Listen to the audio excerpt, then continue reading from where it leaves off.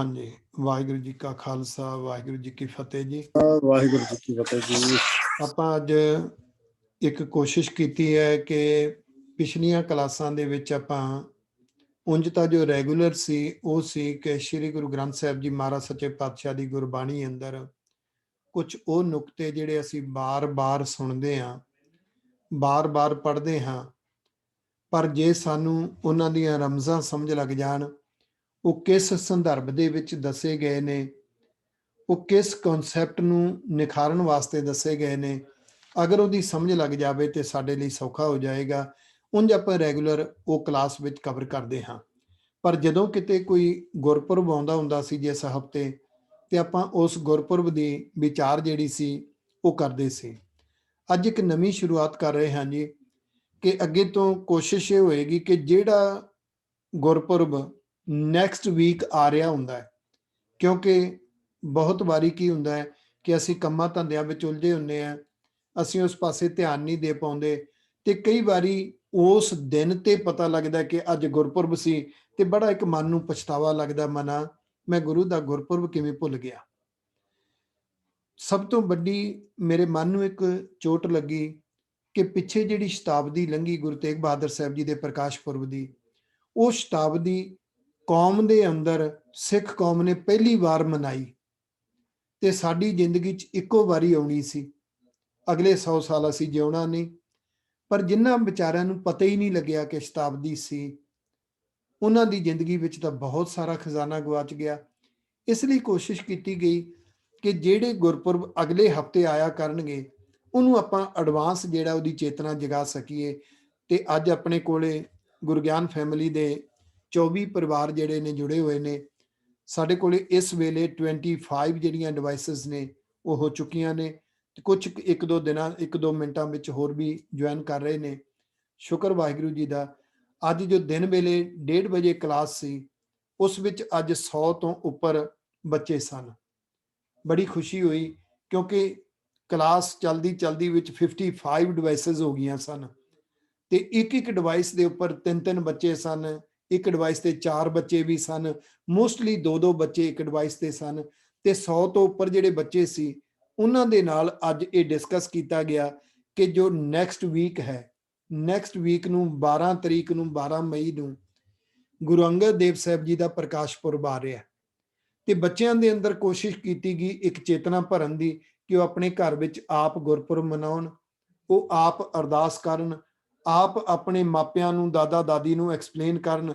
ਤੇ ਮੈਨੂੰ ਬੜੀ ਖੁਸ਼ੀ ਹੋਈ ਕਿ ਉਹਦੇ ਚੋਂ ਬਹੁਤ ਸਾਰੇ ਬੱਚਿਆਂ ਨੇ ਜਾਂਦਿਆਂ ਹੀ ਆਪਣੇ ਜਿਹੜਾ ਹੋਮਵਰਕ ਉਹਨਾਂ ਨੂੰ ਦਿੱਤਾ ਸੀ ਭੇਜਣਾ ਸ਼ੁਰੂ ਕੀਤਾ। ਉਹਦੇ ਜਿਹੜਾ ਹੋਮਵਰਕ ਅੱਜ ਨਵਾਂ ਸ਼ੁਰੂ ਕੀਤਾ ਸੀ ਉਹ ਇਹ ਸੀ ਕਿ ਹਰ ਬੱਚੇ ਨੂੰ ਇਹ ਕਿਹਾ ਗਿਆ ਕਿ ਕੋਈ ਐਕਟਰ ਨੂੰ ਕਹਿੰਦਾ ਮੈਂ ਫਲਾਣੇ ਐਕਟਰ ਦਾ ਫੈਨ ਹਾਂ, ਕੋਈ ਕਹਿੰਦਾ ਮੈਂ ਫਲਾਣੇ ਸਿੰਗਰ ਦਾ ਫੈਨ ਹੈ। ਅਸੀਂ ਆਪਣੇ ਮਾਪਿਆਂ ਦੇ ਫੈਨ ਕਿਉਂ ਨਹੀਂ? ਅਸੀਂ ਆਪਣੇ ਗੁਰੂ ਦੇ ਫੈਨ ਕਿਉਂ ਨਹੀਂ? ਅਸੀਂ ਗੁਰੂ ਕੇ ਪਿਆਰੇ ਗੁਰਸਿੱਖਾਂ ਦੇ ਫੈਨ ਕਿਉਂ ਨਹੀਂ? ਤੇ ਉਹਨਾਂ ਦੇ ਅੰਦਰ ਅੱਜ ਇੱਕ ਹੋਮਵਰਕ ਉਹਨਾਂ ਨੂੰ ਦਿੱਤਾ ਗਿਆ ਬੱਚਿਆਂ ਨੂੰ ਕਿ ਤੁਸੀਂ ਇਦਾਂ ਕਰੋ ਕਿ ਆਪਣੇ ਮੰਮੀ ਡੈਡੀ ਨੂੰ ਫੈਨ ਮੰਨ ਕੇ ਇੱਕ 10 ਸੈਂਟੈਂਸ ਦਾ ਲਿਖ ਕੇ ਭੇਜੋ ਕਿ ਤੁਹਾਡੇ ਮੰਮੀ ਤੇ ਡੈਡੀ ਵਿੱਚ ਕਿਹੜੀਆਂ ਗੁੱਡ ਕੁਆਲਿਟੀਜ਼ ਨੇ ਜਿਹਦੇ ਕਰਕੇ ਤੁਸੀਂ ਮੰਮੀ ਡੈਡੀ ਦੇ ਫੈਨ ਹੋ। ਫਿਰ ਉਹਨਾਂ ਨੂੰ ਇਹ ਸੱਦਾ ਦਿੱਤਾ ਗਿਆ ਕਿ ਤੁਸੀਂ ਆਪਣੀ ਮੰਮੀ ਡੈਡੀ ਦੀ ਕਿਹੜੀ ਗੁੱਡ ਕੁਆਲਿਟੀ ਨੂੰ ਇਹ ਸਮਝਦੇ ਹੋ ਕਿ ਇਹਨੂੰ ਮੈਂ ਜ਼ਿੰਦਗੀ 'ਚ ਜਿਵਾਂਗਾ ਤੇ ਮੈਂ ਵੀ ਇੱਕ ਆਈਡੀਅਲ ਬਣਾਂਗਾ। ਤੇ ਤਕਰੀਬਨ 6 ਬੱਚਿਆਂ ਨੇ ਉਹ ਸੈਂਟੈਂਸ ਲਿਖ ਕੇ ਫੋਟੋ ਖਿੱਚ ਕੇ ਮੈਨੂੰ ਭੇਜ ਵੀ ਦਿੱਤੇ ਨੇ। ਇਹਦਾ ਮਤਲਬ ਬੱਚਿਆਂ ਦੇ ਅੰਦਰ ਇੱਕ ਚੇਤਨਾ ਜਾਗ ਰਹੀ ਹੈ।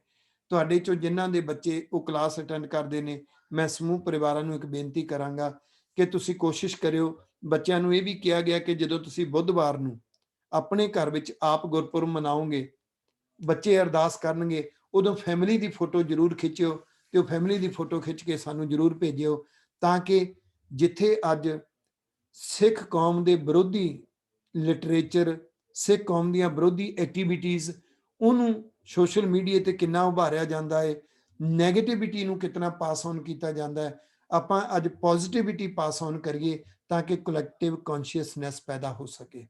ਅੱਜ ਮੈਂ ਤੁਹਾਡੇ ਨਾਲ ਗੁਰੂ ਅੰਗਦ ਦੇਵ ਪਾਤਸ਼ਾਹ ਜੀ ਦੇ ਪ੍ਰਕਾਸ਼ ਪੁਰਬ ਆ ਰਿਹਾ ਜੀ ਬੁੱਧਵਾਰ ਨੂੰ, ਤੇ ਤੁਸੀਂ ਸਾਰਿਆਂ ਨੇ ਬੁੱਧਵਾਰ ਵਾਲੇ ਦਿਨ ਆਪਣੇ ਆਪਣੇ ਘਰ ਵਿੱਚ ਗੁਰਪੁਰਬ ਜ਼ਰੂਰ ਮਨਾਉਣਾ। ਕੋਸ਼ਿਸ਼ ਕਰਨੀ ਉਸ ਦਿਨ ਅਰਦਾਸ ਬੱਚਿਆਂ ਤੋਂ ਕਰਾਉਣੀ। ਤੇ ਮੈਂ ਪੁੱਛਣਾ ਚਾਹਾਂਗਾ, ਪਲੀਜ਼ ਮੈਨੂੰ ਹੱਥ ਖੜਾ ਕਰਕੇ ਦੱਸਿਓ ਕੌਣ ਕੌਣ ਚਾਹੁੰਦੇ ਨੇ ਕਿ ਸਾਡੇ ਘਰ ਵਿੱਚ ਅਸੀਂ ਆਪ ਗੁਰਪੁਰਬ ਮਨਾਈਏ। ਵਾਹ, ਬੋਲੇ ਸੋ ਨਿਹਾਲ। ਸਤਿ ਸਤਿ ਸ੍ਰੀ ਸ੍ਰੀ ਅਕਾਲ। ਸਾਡਾ ਅਕਾਲ। ਘਰ ਬੁੱਧਵਾਰ ਨੂੰ ਧਰਮਸ਼ਾਲਾ ਬਣਨਾ ਚਾਹੀਦਾ ਹੈ। ਸਾਡੇ ਘਰ ਵਿੱਚ ਸਾਡਾ ਪੁੱਤ ਸਾਡੀ ਧੀ ਅਰਦਾਸ ਕਰੇ। ਗੁਰੂ ਦਾ ਗੁਰਪੁਰਬ ਹੈ। ਉਸ ਦਿਨ ਸਾਡਾ ਬੱਚਾ, ਜਦੋਂ ਸਾਡਾ ਪੁੱਤ ਸਾਡੀ ਧੀ ਸਾਨੂੰ ਗੁਰੂ ਪਾਤਸ਼ਾਹ ਬਾਰੇ ਪੜ੍ਹ ਕੇ ਸੁਣਾਏਗਾ, ਤੇ ਸੱਚ ਜਾਣਿਓ ਇਹ ਅੱਜ ਦੇ ਯੁੱਗ ਵਿੱਚ ਬਹੁਤੇ ਘਰਾਂ ਵਿੱਚ ਨਹੀਂ ਹੋ ਰਿਹਾ, ਵਿਰਲੇ ਘਰਾਂ ਵਿੱਚ ਹੈ। ਸਗੋਂ ਅੱਜ ਦਾ ਮਾਹੌਲ ਉਲਟਾ ਹੋ ਰਿਹਾ ਹੈ। ਮਾਪੇ ਆਪਣੇ ਪੁੱਤ ਨੂੰ, ਆਪਣੀ ਧੀ ਨੂੰ ਗੁਰੂ ਦੀ ਗੱਲ ਸੁਣਾਉਣਾ ਚਾਹੁੰਦੇ ਨੇ, ਉਹ ਸੁਣਨੀ ਨਹੀਂ ਚਾਹੁੰਦੇ। ਅੱਜ ਇਹ ਵਾਪਰ ਚੁੱਕਿਆ ਹੈ। ਉਹਦੇ 'ਚ ਕਿਧਰੇ ਨਾ ਕਿਧਰੇ ਕਸੂਰ ਮਾਪਿਆਂ ਦੀਆਂ ਜ਼ਿੰਮੇਵਾਰੀਆਂ ਨਿਭਾਉਣ ਦੀ ਰਹੀ ਹੋਈ ਕਮਜ਼ੋਰੀ ਵਿੱਚ ਵੀ ਹੈ। ਤੁਹਾਨੂੰ ਆਵਾਜ਼ਾਂ ਤਾਂ ਨਹੀਂ ਆ ਰਹੀਆਂ ਮੇਰੇ ਪਿੱਛੇ ਜੋ ਆ ਰਹੀਆਂ ਨੇ? ਓਕੇ, ਚਲੋ ਨਹੀਂ ਠੀਕ ਹੈ। ਓਕੇ, ਸ਼ੁਕਰ ਜੀ। ਤਾਂ ਸਤਿਗੁਰੂ ਸੱਚੇ ਪਾਤਸ਼ਾਹ ਰਹਿਮਤ ਕਰਨ, ਸਾਡੇ ਘਰ ਧਰਮਸ਼ਾਲਾ ਬਣਨ, ਇਹ ਗੁਰੂ ਪਾਤਸ਼ਾਹ ਦਾ ਸੁਪਨਾ। ਮੈਂ ਵੀ ਜੀ, ਮੈਨੂੰ ਡਿਸਟਰਬੈਂਸ ਹੋ ਰਹੀ, ਮੈਂ ਮਾੜਾ ਜਿਹਾ ਕਹਿ ਦਿਆਂ ਉਹਨਾਂ ਨੂੰ।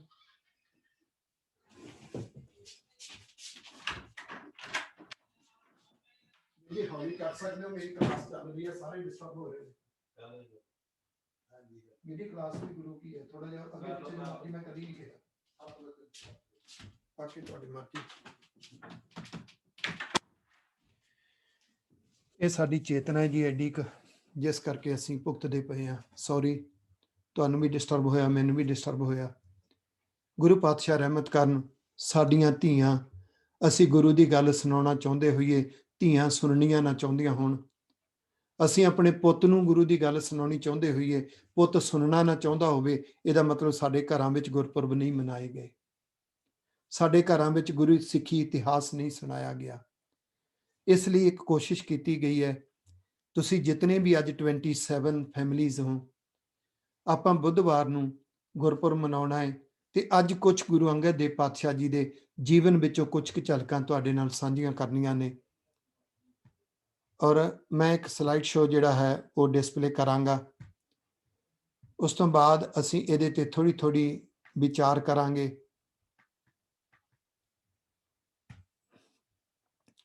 ਇੱਕ ਵਾਰੀ ਮੈਨੂੰ ਹੱਥ ਖੜਾ ਕਰਕੇ ਦੱਸ ਦਿਓ, ਤੁਹਾਨੂੰ ਸਲਾਈਡਸ ਦਿਸ ਰਹੀਆਂ ਜੀ, ਰੀਡ ਹੋ ਰਹੀਆਂ ਨੇ? ਓਕੇ ਜੀ। ਜਿਹੜਾ ਆਉਣ ਵਾਲਾ ਬੁੱਧਵਾਰ ਆ ਰਿਹਾ ਜੀ, 12 ਮਈ ਨੂੰ, ਉਸ ਦਿਨ ਗੁਰੂ ਅੰਗਦ ਦੇਵ ਸਾਹਿਬ ਜੀ ਦਾ ਪ੍ਰਕਾਸ਼ ਪੁਰਬ ਹੈ। ਤੇ ਮੈਂ ਹੱਥ ਬੰਨ੍ਹ ਕੇ ਬੇਨਤੀ ਕਰਾਂਗਾ, ਆਪਣੇ ਬੱਚਿਆਂ ਨੂੰ ਮੰਗਲਵਾਰ ਨੂੰ ਦੱਸ ਦਿਓ, ਐ ਪੁੱਤਰਾ, ਐ ਧੀਏ, ਮੰਗਲਵਾਰ ਦੀ ਰਾਤ ਨੂੰ ਤੇਰਾ ਸੋਹਿਲਾ ਸਾਹਿਬ ਦਾ ਪਾਠ ਕੀਤਾ ਆਮ ਦਿਨਾਂ ਨਾਲੋਂ ਫਰਕ ਹੋਣਾ ਚਾਹੀਦਾ ਹੈ। ਰਾਤ ਨੂੰ ਮਹਿਸੂਸ ਹੋਵੇ ਕੱਲ ਨੂੰ ਗੁਰੂ ਅੰਗਦ ਦੇਵ ਸਾਹਿਬ ਜੀ ਦਾ ਗੁਰਪੁਰਬ ਮਨਾਉਣਾ ਹੈ। ਇੱਕ ਚਾਓ ਜਜ਼ਬਾ ਹੋਵੇ, ਆਪਣੇ ਘਰ ਵਿੱਚ ਗੁਰਪੁਰਬ ਮਨਾਉਣਾ ਹੈ, ਆਪਣੀ ਮਾਂ ਨਾਲ ਬੈਠ ਕੇ ਗੁਰਪੁਰਬ ਮਨਾਉਣਾ ਹੈ, ਆਪਣੇ ਪਿਤਾ ਨਾਲ ਬੈਠ ਕੇ ਗੁਰਪੁਰਬ ਮਨਾਉਣਾ। ਅਸੀਂ ਕਿੱਡੇ ਭਾਗਾਂ ਵਾਲੇ ਹਾਂ, ਭਾਵੇਂ ਪਿਤਾ ਕਿਤੇ ਹੋਰ ਹੋਵੇ, ਮਾਂ ਕਿਤੇ ਹੋਰ ਹੋਵੇ, ਅੱਜ ਮਾਡਰਨ ਟੈਕਨੋਲੋਜੀ ਨਾਲ ਅਸੀਂ ਵੀਡੀਓ ਕਾਲ ਤੇ ਜੁੜ ਸਕਦੇ ਹਾਂ। ਦੁਨੀਆ ਦੇ ਕਿਸੇ ਵੀ ਕੋਨੇ ਵਿੱਚ ਬੈਠੇ ਹੋਈਏ, ਅਸੀਂ ਆਪਣੇ ਬੱਚਿਆਂ ਨੂੰ ਪ੍ਰੇਰਿਤ ਕਰ ਸਕਦੇ ਹਾਂ, ਐ ਧੀਏ, ਮੈਂ ਕੱਲ ਨੂੰ ਤੇਰੇ ਤੋਂ ਗੁਰੂ ਅੰਗਦ ਦੇਵ ਸਾਹਿਬ ਜੀ ਦੀਆਂ ਗੱਲਾਂ ਸੁਣਨੀਆਂ ਨੇ। ਐ ਪੁੱਤਰਾ, ਕੱਲ ਨੂੰ ਮੈਂ ਤੇਰੇ ਤੋਂ ਗੁਰੂ ਅੰਗਦ ਦੇਵ ਸਾਹਿਬ ਜੀ ਮਹਾਰਾਜ ਜੀ ਦੇ ਜੀਵਨ ਬਾਰੇ ਸੁਣਨਾ ਹੈ। ਸੋਚ ਕੇ ਦੇਖਿਓ, ਜਿਹਦੇ ਘਰ ਵਿੱਚ ਪੁੱਤਰ ਤੇ ਧੀ ਮੰਗਲਵਾਰ ਦੀ ਰਾਤ ਨੂੰ ਤਿਆਰੀ ਕਰਨਗੇ ਕਿ ਕੱਲ ਨੂੰ ਗੁਰਪੁਰਬ ਹੈ, ਆਪਣੇ ਮੰਮੀ ਡੈਡੀ ਨੂੰ ਸੁਣਾਉਣਾ ਹੈ, ਮੈਂ ਬੇਨਤੀ ਕਰਾਂ ਕਰੋੜਾਂ ਚੋਂ ਇੱਕ ਘਰ ਹੋਏਗਾ। ਜੇ ਉਸ ਲਿਸਟ ਵਿੱਚ ਅਸੀਂ ਆ ਗਏ ਤੇ ਅਸੀਂ ਵੀ ਵੱਡੇ ਭਾਗਾਂ ਵਾਲੇ ਹੋਵਾਂਗੇ। ਇਹ ਚੇਤਨਾ ਸਾਨੂੰ ਜਗਾਉਣੀ ਪਵੇਗੀ। ਅਸੀਂ ਜਿਹੜੇ ਕੰਮ ਕਰਨੇ ਹੁੰਦੇ ਨੇ, ਤੁਸੀਂ ਸੋਚ ਕੇ ਦੇਖੋ, ਇੱਕ ਦਿਨ ਪਹਿਲਾਂ ਤਿਆਰੀ ਕਰਦੇ ਹਾਂ। ਆਪਾਂ ਇਮੀਗ੍ਰੇਸ਼ਨ ਜਾਣਾ ਹੋਵੇ ਨਾ, ਵੀਜ਼ਾ ਲਵਾਉਣ, ਇੱਕ ਦਿਨ ਪਹਿਲਾਂ ਪੂਰੀ ਤਿਆਰੀ ਹੁੰਦੀ ਹੈ ਵੀ ਪਾਸਪੋਰਟ ਧਿਆਨ 'ਚ ਕਰ ਲਿਆ, ID ਕਾਰਡ ਧਿਆਨ 'ਚ ਕਰ ਲਿਆ, ਸਾਰੀ ਤਿਆਰੀ ਕਰਦੇ ਆ ਨਾ। ਤੇ ਗੁਰੂ ਪੁਰਬਾਂ ਦੀ ਇਹ ਤਿਆਰੀ ਦਾ ਸੰਸਕਾਰ ਘਰਾਂ ਵਿੱਚ ਕਿਸੇ ਬਗਾਨੇ ਨੇ ਨਹੀਂ ਦੇਣਾ, ਮਾਂ ਨੇ ਦੇਣਾ ਹੈ। ਘਰਾਂ ਵਿੱਚ ਸੰਸਕਾਰ ਪਿਤਾ ਨੇ ਦੇਣਾ ਹੈ।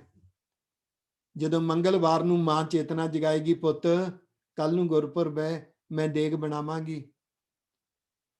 ਪੁੱਤ, ਜੇ ਤੇਰੇ ਪਿਤਾ ਘਰ ਨਹੀਂ ਤੇ ਉਹਨਾਂ ਦੇ ਨਾਲ ਵੀਡੀਓ ਕਾਲ ਤੇ ਆਪਾਂ ਸਾਰਾ ਪਰਿਵਾਰ ਮਿਲ ਕੇ ਗੁਰਪੁਰਬ ਮਨਾਵਾਂਗੇ। ਤੇ ਮੈਂ ਇੱਕ ਸਵਾਲ ਪੁੱਛਾਂ, ਕਿੰਨੇ ਕੁ ਹੋਣਗੇ ਘਰ ਇਹ? ਕੀ 5% ਹੋਣਗੇ? ਸੱਚ ਜਾਣਿਓ 20% ਉਹ ਹੋਣਗੇ ਜਿਨ੍ਹਾਂ ਨੂੰ ਸ਼ਾਮ ਨੂੰ ਪਤਾ ਲੱਗੇਗਾ ਅੱਜ ਗੁਰਪੁਰਬ ਸੀ।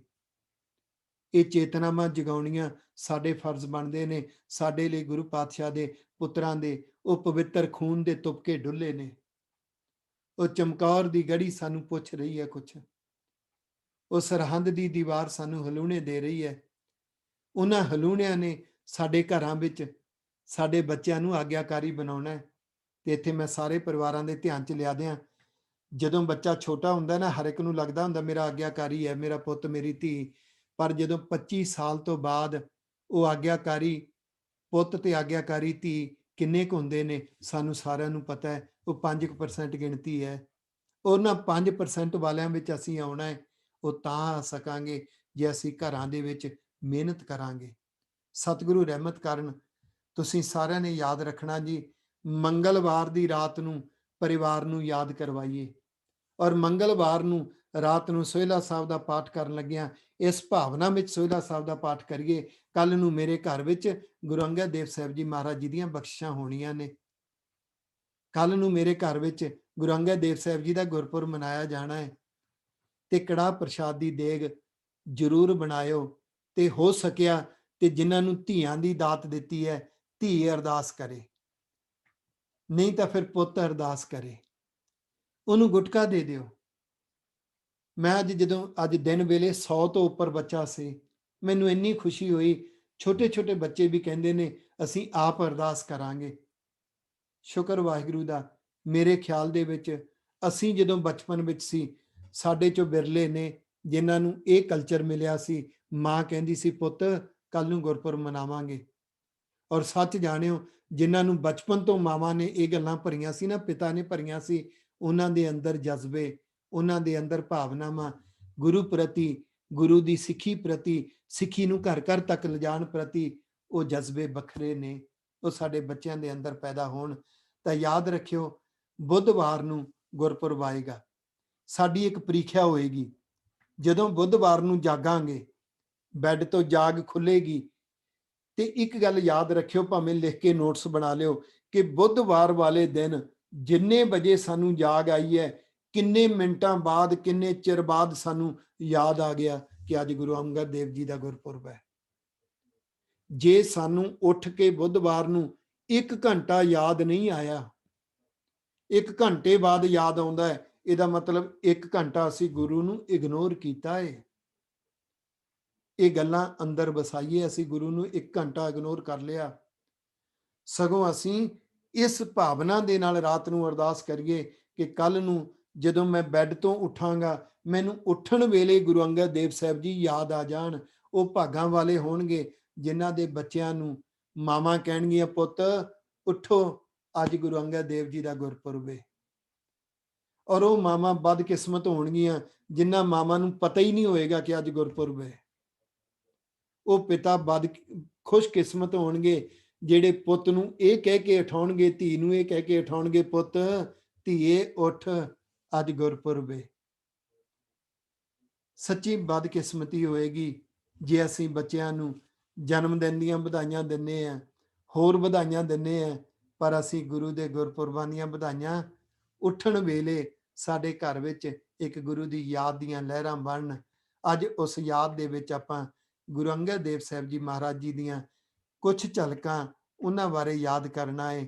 ਸਤਿਗੁਰੂ ਸੱਚੇ ਪਾਤਸ਼ਾਹ ਦਾ ਗੁਰਗੱਦੀ ਮਿਲਣ ਤੋਂ ਪਹਿਲਾਂ ਨਾਮ ਸੀ ਭਾਈ ਲਹਿਣਾ। ਸਿੱਖ ਤੇ ਅਸੀਂ ਸਾਰੇ ਕਹਾਉਂਦੇ ਹਾਂ, ਪਰ ਗੁਰੂ ਦੀਆਂ ਉਹੀ ਗੱਲਾਂ ਮੰਨਦੇ ਹਾਂ ਜਿਹੜੀਆਂ ਸਾਡੇ ਸੁਭਾਅ ਦੇ ਫਿੱਟ ਆਉਂਦੀਆਂ ਨੇ। ਜਿਹੜੀਆਂ ਸੁਭਾਅ ਦੇ ਫਿੱਟ ਨਹੀਂ ਆਉਂਦੀਆਂ, ਸੱਚ ਜਾਣਿਓ, ਆਪਣੀ ਆਪਣੀ ਜ਼ਿੰਦਗੀ ਫਰੋਲ ਕੇ ਦੇਖਿਓ। ਵਿਰਲੇ ਨੇ ਜਿਹੜੇ ਆਪਣੀ ਮਾਂ ਦੀ, ਆਪਣੇ ਪਿਤਾ ਦੀ ਹਰ ਗੱਲ ਮੰਨਦੇ ਸੀ, ਭਾਵੇਂ ਸੁਭਾਅ ਨੂੰ ਚੰਗੀ ਲੱਗਦੀ ਸੀ, ਭਾਵੇਂ ਨਹੀਂ ਚੰਗੀ ਲੱਗਦੀ ਸੀ। ਇਹਦੇ ਵਿੱਚ ਇੱਕ ਨਿਸ਼ਾਨੀ ਯਾਦ ਰੱਖਿਓ, ਜਿਹੜਾ ਪੁੱਤ, ਜਿਹੜੀ ਧੀ ਆਪਣੇ ਸੁਭਾਅ ਨੂੰ ਪਾਸੇ ਰੱਖ ਕੇ ਆਪਣੇ ਮਾਤਾ ਪਿਤਾ ਦੀ ਹਰ ਗੱਲ ਮੰਨਦੇ ਨੇ, ਉਹਦੇ ਤੇ ਬਚਪਨ ਵਿੱਚ ਉਹਦੇ ਮਾਪਿਆਂ ਦੀ ਹੀ ਮਿਹਨਤ ਹੁੰਦੀ ਹੈ। ਜਿਨ੍ਹਾਂ ਘਰਾਂ ਵਿੱਚ ਮਾਪਿਆਂ ਦੀ ਮਿਹਨਤ ਨਹੀਂ, ਉਹ ਬੱਚੇ ਛੋਟੀ ਛੋਟੀ ਗੱਲ ਤੇ ਰੁੱਸਣ ਲੱਗ ਜਾਂਦੇ ਨੇ, ਛੋਟੀ ਛੋਟੀ ਗੱਲ ਤੇ ਮਾਪਿਆਂ ਤੋਂ ਗੱਲਾਂ ਮਨਾਉਣ ਲੱਗ ਜਾਂਦੇ ਨੇ। ਤੇ ਫਿਰ ਵੱਡੇ ਹੋ ਕੇ ਮਾਪਿਆਂ ਦੇ ਨੱਕ ਵਿੱਚ ਦਮ ਲਿਆ ਦਿੰਦੇ ਨੇ। ਇਸ ਲਈ ਜਿਨ੍ਹਾਂ ਘਰਾਂ ਵਿੱਚ ਬੱਚੇ ਬਚਪਨ ਵਿੱਚ ਨੇ, ਜਿਨ੍ਹਾਂ ਘਰਾਂ ਵਿੱਚ ਟੀਨਏਜ ਦੇ ਵਿੱਚ ਨੇ, ਸਾਡੇ ਲਈ ਇੱਕ ਬਹੁਤ ਗੋਲਡਨ ਚਾਂਸ ਹੈ, ਡਾਇਮੰਡ ਪੀਰੀਅਡ ਹੈ, ਅਸੀਂ ਬੀਜ ਸਕਦੇ ਹਾਂ। ਸਿੱਖ ਤੇ ਸਾਰੇ ਕਹਾਉਂਦੇ ਨੇ, ਤੇ ਸਿੱਖ ਭਾਈ ਲਹਿਣਾ ਜੀ ਵੀ ਸਨ।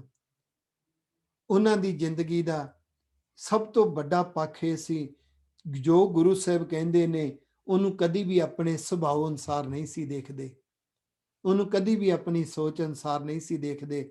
ਆਪਣੀ ਸੁਭਾਅ ਤੇ ਸੋਚ ਅਨੁਸਾਰ ਦੇਖ ਕੇ ਕਦੀ ਗੁਰੂ ਦੀਆਂ, ਮਾਪਿਆਂ ਦੀਆਂ ਗੱਲਾਂ ਨਹੀਂ ਮੰਨ ਹੁੰਦੀਆਂ। ਫਿਰ ਤੇ ਮਾਪਿਆਂ ਦਾ 50% ਹੀ ਆਗਿਆਕਾਰੀ ਪੁੱਤਰ ਬਣਦਾ ਹੈ। ਆਪਾਂ ਜਿੰਨੇ ਵੀ ਹਾਂ, ਆਪਣੀ ਆਪਣੀ ਮਾਂ ਨੂੰ ਯਾਦ ਕਰੀਏ, ਆਪਣੇ ਆਪਣੇ ਪਿਤਾ ਨੂੰ ਯਾਦ ਕਰੀਏ, ਤੇ ਮਾਪਿਆਂ ਨੂੰ ਯਾਦ ਕਰਕੇ ਆਪਣੇ ਆਪ ਨੂੰ ਫਰੋਲ ਕੇ ਦੇਖੀਏ, ਅਸੀਂ ਕਿਤਨੇ % ਮਾਪਿਆਂ ਦੇ ਆਗਿਆਕਾਰੀ ਪੁੱਤਰ ਸੀ। ਇੱਕ ਗੱਲ ਤੁਸੀਂ ਸਾਰੇ ਸਮਝ ਆਓਗੇ, ਕਿਉਂਕਿ ਸਾਰੇ ਸਿਆਣੇ ਸੱਜਣ ਨੇ, ਪੜ੍ਹੇ ਲਿਖੇ ਨੇ, ਵਿੱਚ ਪ੍ਰੋਫੈਸਰ ਵੀ ਨੇ, ਡਾਕਟਰ ਸਾਹਿਬ ਵਰਗੀਆਂ ਰੂਹਾਂ ਬੈਠੀਆਂ ਨੇ, ਹਰਮੀਤ ਸਿੰਘ ਜੀ ਵਰਗੇ ਇੰਜੀਨੀਅਰ ਵੀ ਬੈਠੇ ਨੇ। ਤੁਸੀਂ ਸੋਚ ਕੇ ਦੇਖਿਓ, ਹਰ ਮਾਂ, ਹਰ ਪਿਤਾ ਚਾਹੁੰਦਾ ਹੈ ਮੇਰਾ ਬੱਚਾ ਆਗਿਆਕਾਰੀ ਬਣੇ।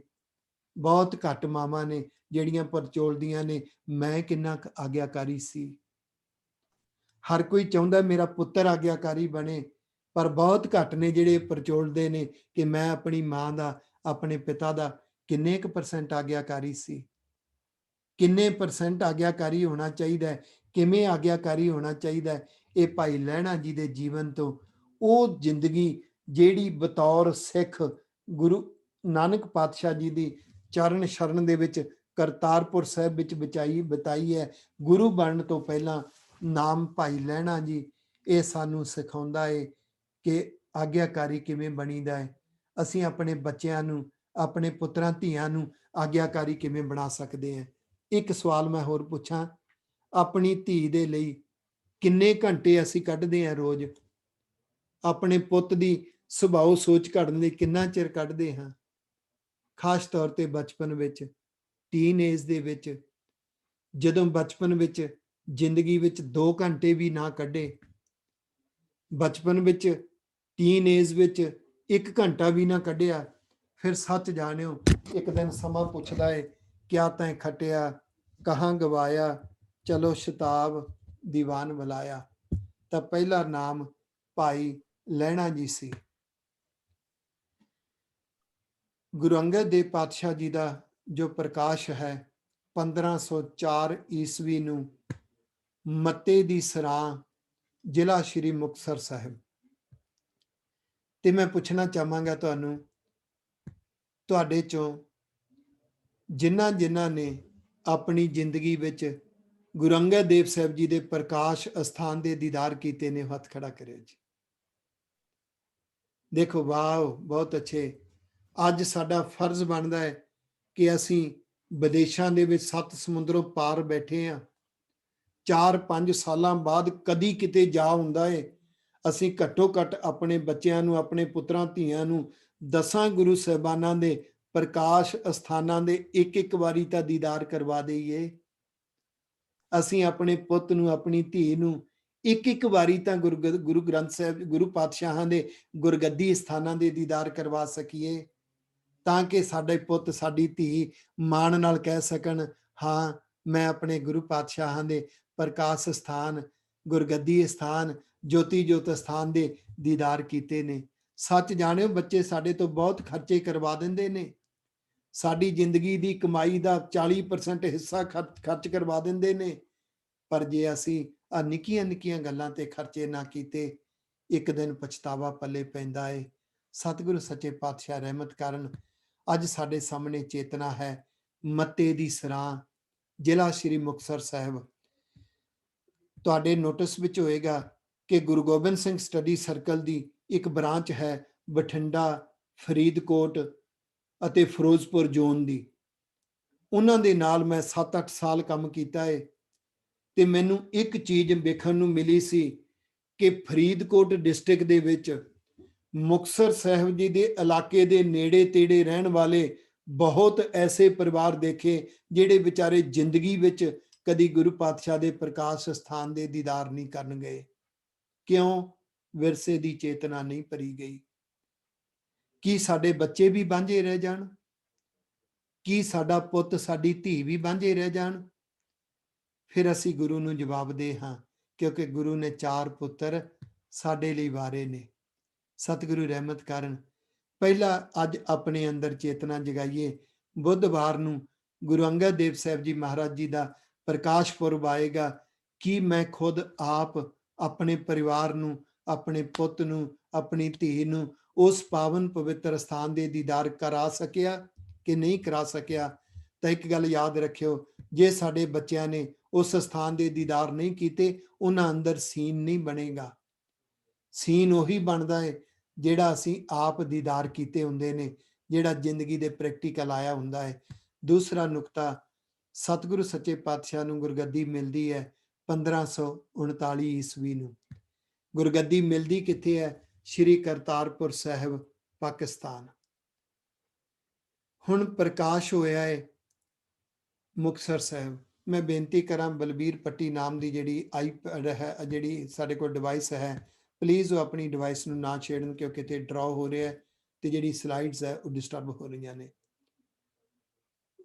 ਕਿਰਪਾ ਕਰਕੇ ਆਪਣੀ, ਕਿਉਂਕਿ ਅਸੀਂ ਓਪਨ ਰੱਖਿਆ ਹੋਇਆ ਤੇ ਇਸ ਕਰਕੇ ਆਪਣੀ ਜਿਹੜੀ ਡਿਵਾਈਸ ਹੈ ਉਸ ਡਿਵਾਈਸ ਦੇ ਉੱਪਰ ਕਦੀ ਵੀ ਤੁਸੀਂ ਲਕੀਰ ਨਹੀਂ ਮਾਰਨੀ ਜਾਂ ਡਰਾਅ ਨਹੀਂ ਕਰਨਾ। ਧਿਆਨ ਰੱਖਣਾ ਜੀ, ਇਧਰੋਂ ਡਿਸਟਰਬ ਹੁੰਦਾ ਹੈ। ਓਕੇ ਜੀ। ਪ੍ਰਕਾਸ਼ ਹੁੰਦਾ ਹੈ ਮੱਤੇ ਦੀ ਸਰਾਂ, ਜ਼ਿਲ੍ਹਾ ਮੁਕਤਸਰ ਸਾਹਿਬ। ਗੁਰਗੱਦੀ ਮਿਲਦੀ ਹੈ ਜੋ ਅੱਜ ਪਾਕਿਸਤਾਨ ਦੇ ਵਿੱਚ ਸ਼੍ਰੀ ਕਰਤਾਰਪੁਰ ਸਾਹਿਬ। ਸਾਡੇ ਚੋਂ ਕਿੰਨਾ ਕਿੰਨਾ ਦੇ ਕੋਲ ਕੈਨੇਡਾ ਦੀ ਸਿਟੀਜ਼ਨਸ਼ਿਪ ਹੈ ਜੀ?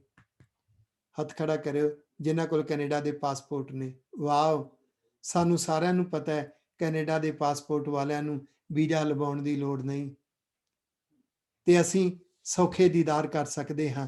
ਜਿਨ੍ਹਾਂ ਕੋਲ ਇੰਡੀਅਨ ਪਾਸਪੋਰਟ ਹੈ ਨਾ, ਉਹਨਾਂ ਨੂੰ ਵੀਜ਼ਾ ਲਵਾਉਣਾ ਪੈਂਦਾ ਜੇ, ਔਰ ਵੀਜ਼ਾ ਵੀ ਆਮ ਦਿਨਾਂ ਤੇ ਨਹੀਂ ਲੱਗਦਾ, ਉਹ ਕੇਵਲ ਗੁਰਪੁਰਬਾਂ ਤੇ ਲੱਗਦਾ ਹੈ। ਜੇ ਗੁਰਪੁਰਬਾਂ ਤੇ ਸਮਾਂ ਨਾ ਨਿਕਲੇ, ਮੈਂ ਪੰਜਾਬ ਦੇ ਅੰਦਰ, ਅਸੀਂ 25 ਪਿੰਡਾਂ ਦਾ ਸਰਵੇ ਕੀਤਾ ਸੀ।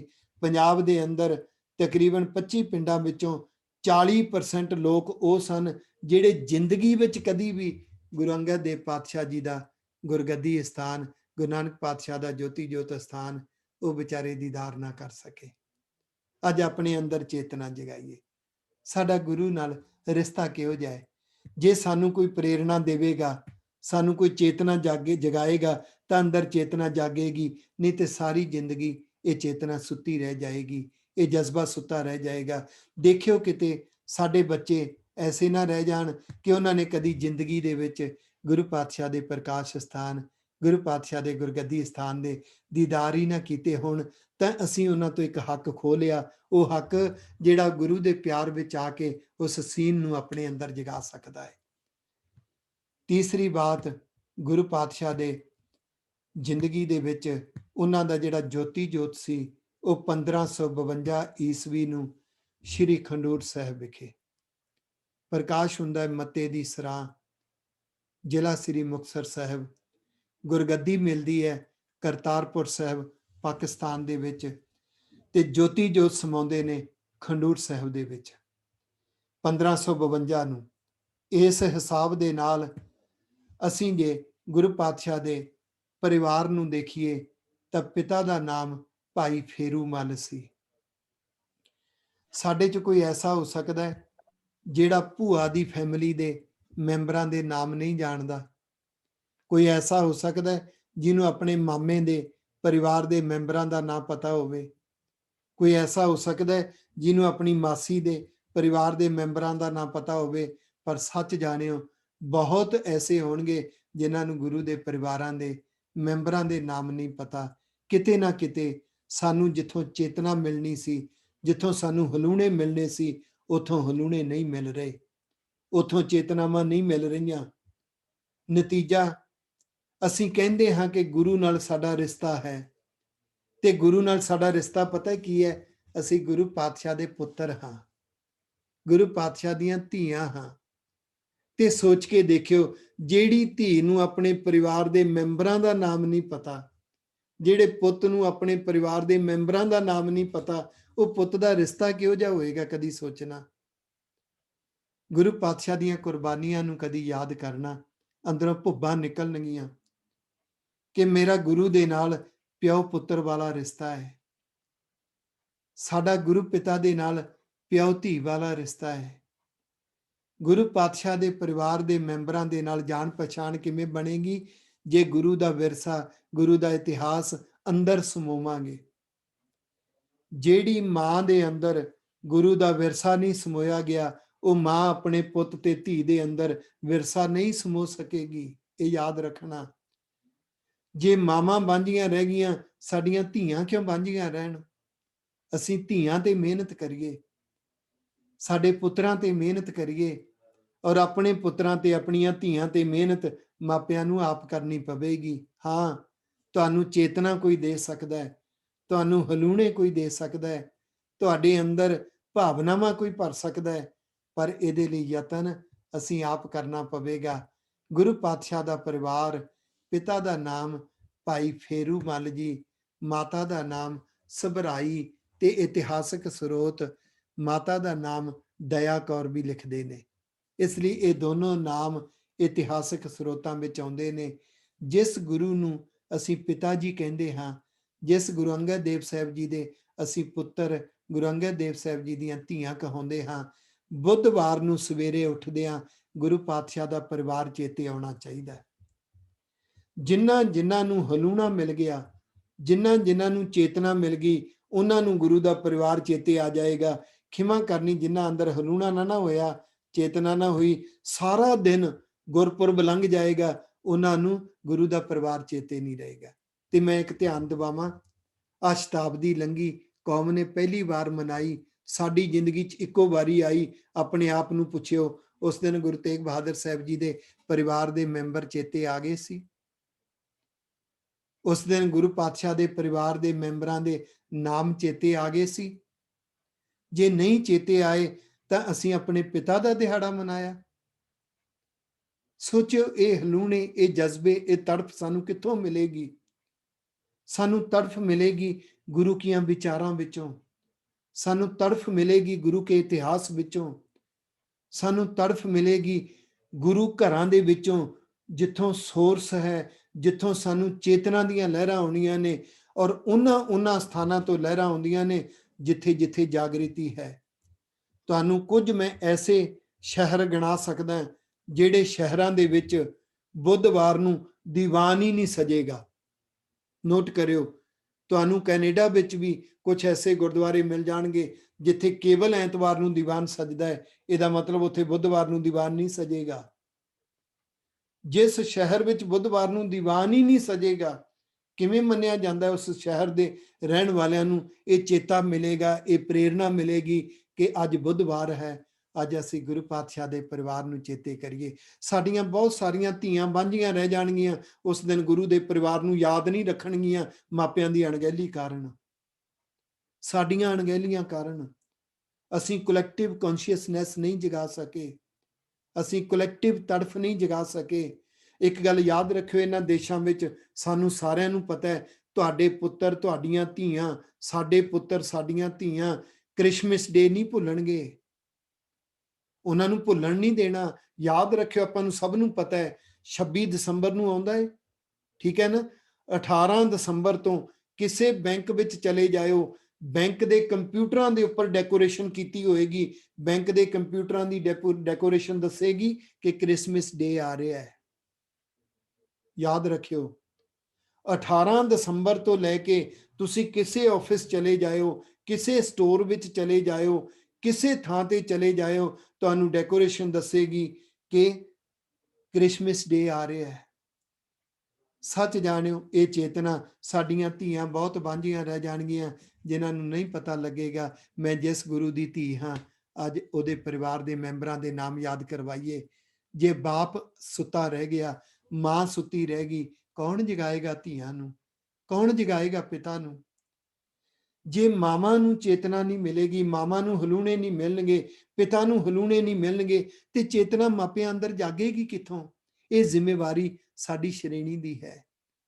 ਅਸੀਂ ਗੁਰੂ ਘਰ ਦਾ ਖਾਂਦੇ ਹਾਂ, ਅਸੀਂ ਤੁਹਾਡੀ ਕਮਾਈ ਦੇ ਨਾਲ ਸਾਡੇ ਪਰਿਵਾਰ ਦੇ, ਸਾਡੇ ਬੱਚਿਆਂ ਦੀਆਂ ਸੁੱਖ ਸਹੂਲਤਾਂ ਚੱਲਦੀਆਂ ਨੇ ਤੇ ਸਾਡੇ ਫਰਜ਼ ਬਣਦੇ ਨੇ ਤੁਹਾਡੇ ਅੰਦਰ ਚੇਤਨਾ ਜਗਾਉਣ ਦੇ, ਤੁਹਾਡੇ ਹਲੂਣੇ ਦੇਣ ਦੇ। ਤੇ ਮੇਰਾ ਆਪਣਾ ਵਿਸ਼ਵਾਸ ਹੈ ਕਿ ਜੇ ਗੁਰੂ ਕੀਆਂ ਸੰਗਤਾਂ ਦੀ ਕਮਾਈ ਖਾ ਕੇ ਚੇਤਨਾ ਨਾ ਦਬਾ ਸਕੇ ਤੇ ਬੱਚੇ ਗੁਰੂ ਦੀਆਂ ਕਮਾਈਆਂ ਖਾ ਕੇ ਵਿਗੜਦੇ ਨੇ, 90% ਵਿਗੜਦੇ ਨੇ, ਔਰ ਉਹਦਾ ਰਿਜ਼ਲਟ ਖੁਦ ਭੁਗਤਣਾ ਪੈਂਦਾ ਹੈ। ਸਤਿਗੁਰੂ ਰਹਿਮਤ ਕਰਨ, ਇਦਾਂ ਨਹੀਂ ਹੁੰਦਾ ਕਿ ਗੁਰਪੁਰਬ ਮਨਾ ਲਿਆ ਤੇ ਗੁਰੂ ਦਾ ਪਰਿਵਾਰ ਹੀ ਚੇਤੇ ਨਹੀਂ ਆਇਆ, ਗੁਰੂ ਦਾ ਜੀਵਨ ਹੀ ਚੇਤੇ ਨਹੀਂ ਆਇਆ, ਗੁਰੂ ਦੇ ਉਪਦੇਸ਼ ਹੀ ਚੇਤੇ ਨਹੀਂ ਆਏ। ਅੱਜ ਐਜੂਕੇਟਡ ਯੁੱਗ ਹੈ, ਅੱਜ ਅਕੈਡਮਿਕ ਸਾਨੂੰ ਕੌਨਸ਼ੀਅਸਨੈਸ ਜਗਾਉਣੀ ਪਵੇਗੀ ਔਰ ਸਾਡੇ ਬੱਚਿਆਂ ਅੰਦਰ ਜਾਗ ਸਕਦੀ ਹੈ। ਮੈਂ ਫੋਰਨਰ ਬੱਚਿਆਂ ਦੇ ਵਿੱਚ, ਮੈਨੂੰ ਤਕਰੀਬਨ 20 ਸਾਲ ਹੋ ਗਏ ਨੇ ਫੋਰਨਰ ਬੱਚਿਆਂ ਵਿੱਚ ਵਿਚਰਦੇ ਆ, ਨਿਊਜ਼ੀਲੈਂਡ ਤੋਂ ਲੈ ਕੇ ਅਮਰੀਕਾ ਤੱਕ, ਇਧਰੋਂ ਤਹਿਰਾਨ ਤੋਂ ਲੈ ਕੇ ਯੁਗਾਂਡਾ, ਕੀਨੀਆ, ਤੰਜ਼ਾਨੀਆ, ਯੁਗਾਂਡਾ ਤੱਕ ਤਕਰੀਬਨ 25 ਦੇਸ਼ਾਂ ਦੇ ਵਿੱਚ ਮੈਂ ਬੱਚਿਆਂ ਦੇ ਨਾਲ ਨੇੜਿਓਂ ਹੋ ਕੇ ਦੇਖਿਆ। ਇੱਥੋਂ ਦੇ ਬੱਚਿਆਂ ਨੂੰ ਬਹੁਤ ਸੌਖਾ ਹੈ ਉਹਨਾਂ ਦੇ ਅੰਦਰ ਕਲੈਕਟਿਵ ਕੌਨਸ਼ੀਅਸਨੈਸ ਪੈਦਾ ਕਰਨੀ, ਔਰ ਕਲੀਨ ਸਲੇਟ ਹੈ, ਇਹ ਛਪਾਉਂਦੇ ਨਹੀਂ ਹੈ। ਸਾਡੇ ਬੱਚੇ ਇੰਡੀਅਨ ਕਲਚਰ ਦੇ ਗੱਲਾਂ ਬਹੁਤ ਛਪਾਉਂਦੇ ਨੇ, ਕਿਉਂਕਿ ਉੱਥੇ ਤਾਂ ਗੱਲਾਂ ਛਪਾਉਣ ਦਾ ਇੱਕ ਬੜਾ ਵੱਡਾ ਭਾਰੀ ਕਲਚਰ ਮਿਲਦਾ ਹੈ। ਇੱਥੋਂ ਦਾ ਬੱਚਾ ਕੋਈ ਗੱਲ ਨਹੀਂ ਛਪਾਉਂਦਾ, ਬੜਾ ਸੌਖਾ ਹੈ ਇਹਨਾਂ ਦੇ ਅੰਦਰ ਭਰਨਾ। ਤੁਸੀਂ ਇੱਕ ਵਾਰੀ ਬੱਚਿਆਂ ਨੂੰ ਕਹਿ ਕੇ ਤਾਂ ਦੇਖੋ, ਬੱਚਿਆਂ ਦੇ ਅੰਦਰ ਇੱਕ ਚੇਤਨਾ ਜਾਗੇਗੀ। ਪਰਿਵਾਰ ਨੂੰ ਬੁੱਧਵਾਰ ਨੂੰ ਯਾਦ ਕਰਨਾ ਹੈ, ਪਿਤਾ ਫੇਰੂ ਮਲ ਜੀ, ਮਾਤਾ ਸਭਰਾਈ ਜੀ ਅਤੇ ਗੁਰੂ ਕੇ ਮਹਿਲ ਸੁਪਤਨੀ ਮਾਤਾ ਖੀਵੀ ਜੀ। ਤੇ ਨਾਲ ਮੈਂ ਤੁਹਾਡੇ ਇੱਕ ਗੱਲ ਹੋਰ ਦੱਸ ਦਿਆਂ, ਆਪਣੀ ਧੀ ਨੂੰ, ਆਪਣੇ ਪੁੱਤ ਨੂੰ ਦਸੀਏ, ਐ ਧੀਏ, ਐ ਪੁੱਤਰਾ, ਜੇ ਕਿਸੇ ਬੀਬੀ ਦਾ ਨਾਮ ਗੁਰੂ ਗ੍ਰੰਥ ਸਾਹਿਬ ਵਿੱਚ ਦਰਜ ਹੈ ਤੇ ਕੇਵਲ ਮਾਤਾ ਖੀਵੀ ਹੈ, ਹੋਰ ਕਿਸੇ ਦਾ ਨਾਮ ਗੁਰੂ ਗ੍ਰੰਥ ਸਾਹਿਬ ਵਿੱਚ ਦਰਜ ਨਹੀਂ। ਮਾਤਾ ਤ੍ਰਿਪਤਾ ਭਾਗਾਂ ਵਾਲੀ ਸੀ, ਜਿਹਦੀ ਕੁੱਖ ਵਿੱਚੋਂ ਗੁਰੂ ਨਾਨਕ ਪਾਤਸ਼ਾਹ ਦਾ ਪ੍ਰਕਾਸ਼ ਹੁੰਦਾ ਹੈ, ਪਰ ਮਾਤਾ ਤ੍ਰਿਪਤਾ ਜੀ ਦਾ ਨਾਮ ਗੁਰੂ ਗ੍ਰੰਥ ਸਾਹਿਬ ਵਿੱਚ ਨਹੀਂ ਹੈ। ਬੇਬੇ ਨਾਨਕੀ ਭਾਗਾਂ ਵਾਲੀ ਸੀ, ਪਰ ਬੇਬੇ ਨਾਨਕੀ ਦਾ ਨਾਮ ਗੁਰੂ ਗ੍ਰੰਥ ਸਾਹਿਬ ਵਿੱਚ ਨਹੀਂ ਹੈ। ਇੱਕੋ ਇੱਕ ਮਾਤਾ ਖੀਵੀ ਜੀ ਹੈ ਜਿਨ੍ਹਾਂ ਦਾ ਨਾਮ ਗੁਰੂ ਗ੍ਰੰਥ ਸਾਹਿਬ ਵਿੱਚ ਅੰਕਿਤ ਹੈ।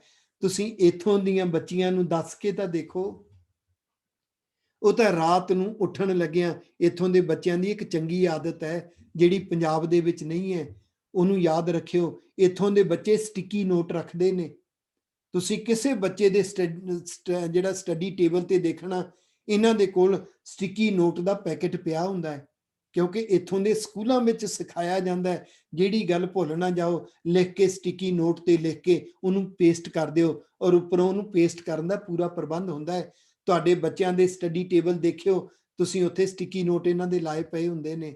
ਖਾਸ ਤੌਰ ਤੇ ਜਦੋਂ ਬੱਚਾ 8ਵੀਂ 9ਵੀਂ 10ਵੀਂ 11ਵੀਂ 12ਵੀਂ ਚ ਜਾਂਦਾ ਹੈ ਨਾ, ਉਹਨੇ ਅਸਾਈਨਮੈਂਟ ਕਰਨੇ ਹੁੰਦੇ ਨੇ। ਤੁਸੀਂ ਕਿਸੇ ਬੱਚੇ ਦਾ ਸਟੱਡੀ ਟੇਬਲ ਦੇਖ ਲਿਓ, ਉਹਦੇ ਤੇ 10-10 15-15 ਸਟਿੱਕੀ ਨੋਟ ਲੱਗੇ ਹੁੰਦੇ ਨੇ। ਤੁਸੀਂ ਬੱਚੇ ਨੂੰ ਕਹਿ ਕੇ ਦੇਖੋ, ਐ ਪੁੱਤਰਾ, ਐ ਧੀਏ, ਦੇਖੀ ਕਿਤੇ ਬੁੱਧਵਾਰ ਨੂੰ ਆ ਗੱਲ ਨਾ ਭੁੱਲ ਜਾਈ, ਇੱਕੋ ਇੱਕ ਬੀਬੀ ਹੈ ਮਾਤਾ ਖੀਵੀ ਜਿਹਦਾ ਨਾਮ ਗੁਰੂ ਗ੍ਰੰਥ ਸਾਹਿਬ ਚ ਅੰਕਿਤ ਹੈ, ਕਿਤੇ ਬੀਬੀ ਮਾਤਾ ਖੀਵੀ ਜੀ ਨੂੰ ਯਾਦ ਕਰਨਾ ਨਾ ਭੁੱਲ ਜਾਈ। ਤੁਹਾਡੇ ਬੱਚੇ ਸਟਿੱਕੀ ਨੋਟ ਲਿਖ ਕੇ ਲਾ ਲੈਣਗੇ। ਬੜਾ ਸੌਖਾ ਇੱਥੋਂ ਦੇ ਬੱਚਿਆਂ ਨੂੰ ਜੋੜਨਾ। ਉਹਨਾਂ ਦੇ ਅੰਦਰ ਪਤਾ ਹੈ ਕਿਉਂ? ਕਿਉਂਕਿ ਇਹਨਾਂ ਨੂੰ ਜੋੜਨ ਵਾਸਤੇ ਸਕੂਲਾਂ ਚੋਂ ਕਲਚਰ ਮਿਲ ਰਿਹਾ, ਇਹ ਦਾਤਾਂ ਮਿਲ ਰਹੀਆਂ ਨੇ। ਇਸ ਪਰਿਵਾਰ ਨੂੰ ਯਾਦ ਕਰਨਾ ਹੈ ਤੇ ਬੁੱਧਵਾਰ ਨੂੰ ਆਪਣੀ ਚੇਤਾ ਸ਼ਕਤੀ ਨੂੰ ਫਰੋਲਣਾ ਹੈ। ਸੁਖਮਨੀ ਸਾਹਿਬ ਦੀ ਬੜੀ ਪਿਆਰੀ ਪੰਕਤੀ ਹੈ, ਸਾਵਧਾਨ ਇਕਾਗਰ ਚੀਤ, ਆਪਣੀ ਚੇਤਾ ਸ਼ਕਤੀ ਨੂੰ ਇਕਾਗਰ ਵੀ ਕਰ ਤੇ ਇਹਨੂੰ ਸਾਵਧਾਨ ਵੀ ਕਰ। ਤਾਂ ਮੰਗਲਵਾਰ ਨੂੰ ਸਾਵਧਾਨ ਕਰ ਲਈਏ, ਕੱਲ ਨੂੰ ਬੁੱਧਵਾਰ ਚੜ੍ਹੇਗਾ, ਗੁਰੂ ਅੰਗਦ ਦੇਵ ਸਾਹਿਬ ਜੀ ਨੂੰ ਯਾਦ ਕਰਾਂਗੇ, ਸਾਡੇ ਪਿਤਾ ਜੀ ਨੇ। ਭਾਈ ਫੇਰੂ ਮਲ ਜੀ ਨੂੰ ਯਾਦ ਕਰਾਂਗੇ, ਉਹ ਸਾਡੇ ਗੁਰੂ ਪਿਤਾ ਦੇ ਵੀ ਪਿਤਾ ਜੀ ਨੇ। ਅਸੀਂ ਮਾਤਾ ਸਭਰਾਈ ਜੀ ਨੂੰ ਯਾਦ ਕਰਾਂਗੇ, ਉਹ ਗੁਰੂ ਸਾਹਿਬ ਦੇ ਮਾਤਾ ਜੀ ਨੇ। ਅਸੀਂ ਮਾਤਾ ਖੀਵੀ ਜੀ ਨੂੰ ਯਾਦ ਕਰਾਂਗੇ, ਕਿਉਂਕਿ ਮਾਤਾ ਖੀਵੀ ਜੀ ਦਾ ਨਾਮ ਗੁਰੂ ਗ੍ਰੰਥ ਸਾਹਿਬ ਵਿੱਚ ਅੰਕਿਤ ਹੈ, ਔਰ ਗੁਰੂ ਅੰਗਦ ਦੇਵ ਸਾਹਿਬ ਜੀ ਮਹਾਰਾਜ ਜੀ ਦੇ ਉਹ ਗੁਰੂ ਕੇ ਮਹਿਲ ਨੇ ਧਰਮ ਸੁਪਤਨੀ ਹੈ। ਤੇ ਮੈਂ ਸੱਚ ਕਹਿ ਦਿਆਂ, ਆਪਣੇ ਹਿਰਦੇ ਦੀ ਬਾਤ, ਜਿਨ੍ਹਾਂ ਨੂੰ ਚੇਤਨਾ ਮਿਲ ਗਈ ਉਹਨਾਂ ਦੀ ਚੇਤਾ ਸ਼ਕਤੀ ਸਾਵਧਾਨ ਹੋ ਜਾਏਗੀ, ਜਿਨ੍ਹਾਂ ਨੂੰ ਚੇਤਨਾ ਨਾ ਮਿਲੀ ਉਹਨਾਂ ਦੀ ਚੇਤਾ ਸ਼ਕਤੀ ਗਵਾਚ ਜਾਏਗੀ। ਜ਼ਰੂਰ ਯਾਦ ਰੱਖਿਓ, ਬੁੱਧਵਾਰ ਨੂੰ ਕਿੰਨੇ ਮਿੰਟਾਂ ਬਾਅਦ, ਕਿੰਨੇ ਘੰਟਿਆਂ ਬਾਅਦ ਯਾਦ ਆਉਂਦਾ ਹੈ ਕਿ ਗੁਰਪੁਰਬ ਸੀ। ਹੋ ਸਕਦਾ ਹੈ ਮੇਰੀ ਜ਼ਿੰਦਗੀ ਦੇ ਵਿੱਚ ਬਹੁਤ ਵਾਰੀ ਵਾਪਰਦਾ ਹੈ ਕਿ ਜਦੋਂ ਕੋਈ ਸ਼ਾਮ ਦੇ ਦੀਵਾਨ ਵਿੱਚ ਆਉਂਦਾ ਹੈ, ਉਹ ਕਥਾ ਸੁਣਦਾ ਹੈ ਤੇ ਉਹ ਕਹਿੰਦਾ, ਓਹੋ, ਮੈਨੂੰ ਤੇ ਸ਼ਾਮ ਦੇ ਦੀਵਾਨ ਵਿੱਚ ਆ ਕੇ ਪਤਾ ਲੱਗਿਆ ਕਿ ਅੱਜ ਸ਼ਤਾਬਦੀ ਹੈ। ਮੈਨੂੰ 3 ਪਰਿਵਾਰ ਐਸੇ ਮਿਲੇ ਜਿਹੜੇ ਕਹਿੰਦੇ, ਭਾਈ ਸਾਹਿਬ ਜੀ, ਅਸੀਂ ਕਿਤਨੇ ਬਦਕਿਸਮਤ ਹਾਂ, ਸ਼ਤਾਬਦੀ ਵਾਲੇ ਦਿਨ ਸਾਨੂੰ ਪਤਾ ਹੀ ਨਹੀਂ ਸੀ ਅੱਜ ਸ਼ਤਾਬਦੀ ਹੈ। ਜਿਹੜੀ ਕੌਮ ਨੇ ਪਹਿਲੀ ਵਾਰ ਮਨਾਈ, ਸਾਡੀ ਜ਼ਿੰਦਗੀ 'ਚ ਇੱਕੋ ਵਾਰੀ ਆਈ। ਕਿਉਂ ਸੌਂਗੇ? ਕਿਉਂਕਿ ਸਾਨੂੰ ਚੇਤਨਾ ਜਗਾਉਣ ਵਾਲਿਆਂ ਜਿਹੜੇ ਸੋਰਸ ਨੇ ਨਾ, ਕਿਤੇ ਉਹ ਵੀ ਸੁੱਤੇ ਪਏ ਨੇ। ਉਹ ਵੀ ਲੋਭ ਲਾਲਚ ਵਿੱਚ, ਕਰਮ ਕਾਂਡਾਂ ਵਿੱਚ ਗੁਆਚ ਚੁੱਕੇ ਨੇ।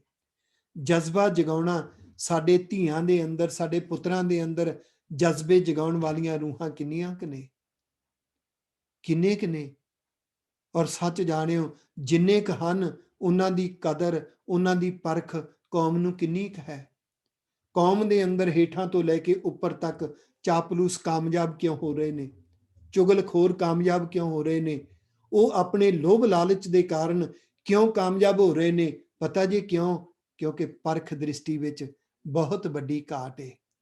ਸਤਿਗੁਰੂ ਰਹਿਮਤ ਕਰਨ, ਹਰ ਗੁਰੂ ਕਾ ਗੁਰਸਿੱਖ ਇੱਕੋ ਹੀ ਗੱਲ ਦੇਖੇ, ਮੇਰੇ ਬੱਚਿਆਂ ਨੂੰ ਗੁਰਬਾਣੀ ਦੀ ਚੇਤਨਾ, ਇਤਿਹਾਸ ਦੀ ਚੇਤਨਾ ਕਿਤਨੇ ਕੁ ਜਗਾਉਣ ਵਾਲੇ ਨੇ।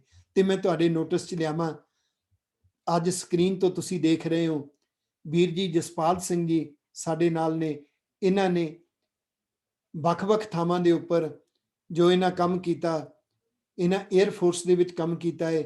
ਵੱਖ-ਵੱਖ ਥਾਵਾਂ ਦੇ ਵੱਖ-ਵੱਖ ਸ਼ਹਿਰਾਂ ਵਿੱਚ ਜਾਣ ਦਾ ਇਹਨਾਂ ਨੂੰ ਮੌਕਾ ਮਿਲਿਆ ਹੈ ਤੇ ਜਿਹੜੇ ਵੱਖ-ਵੱਖ ਸ਼ਹਿਰਾਂ ਜਾਂਦੇ ਨੇ, ਉਹਨਾਂ ਕੋਲ ਐਕਸਪੋਜ਼ਰ ਹੁੰਦਾ ਹੈ। ਮੈਂ ਬੇਨਤੀ ਕਰਾਂ ਵੀਰ ਜੀ ਜਸਪਾਲ ਸਿੰਘ ਜੀ, ਤੁਸੀਂ ਹੱਥ ਖੜਾ ਕਰ ਦਿਓ ਤਾਂ ਕਿ ਬਾਕੀਆਂ ਨੂੰ ਪਤਾ ਲੱਗ ਜਾਵੇ। ਸ਼ਾਇਦ ਤੁਹਾਨੂੰ ਦਿਖਦਾ ਨਹੀਂ ਹੋਏਗਾ, ਮੈਂ 1 ਮਿੰਟ ਸਕਰੀਨ ਜਿਹੜੀ ਹੈ ਉਹ ਕਰ ਦੇਣਾ ਇੱਕ ਵਾਰੀ। ਹਾਂਜੀ, ਤੁਹਾਨੂੰ ਸਾਰਿਆਂ ਨੂੰ ਦਿਸ ਰਿਹਾ ਜੀ।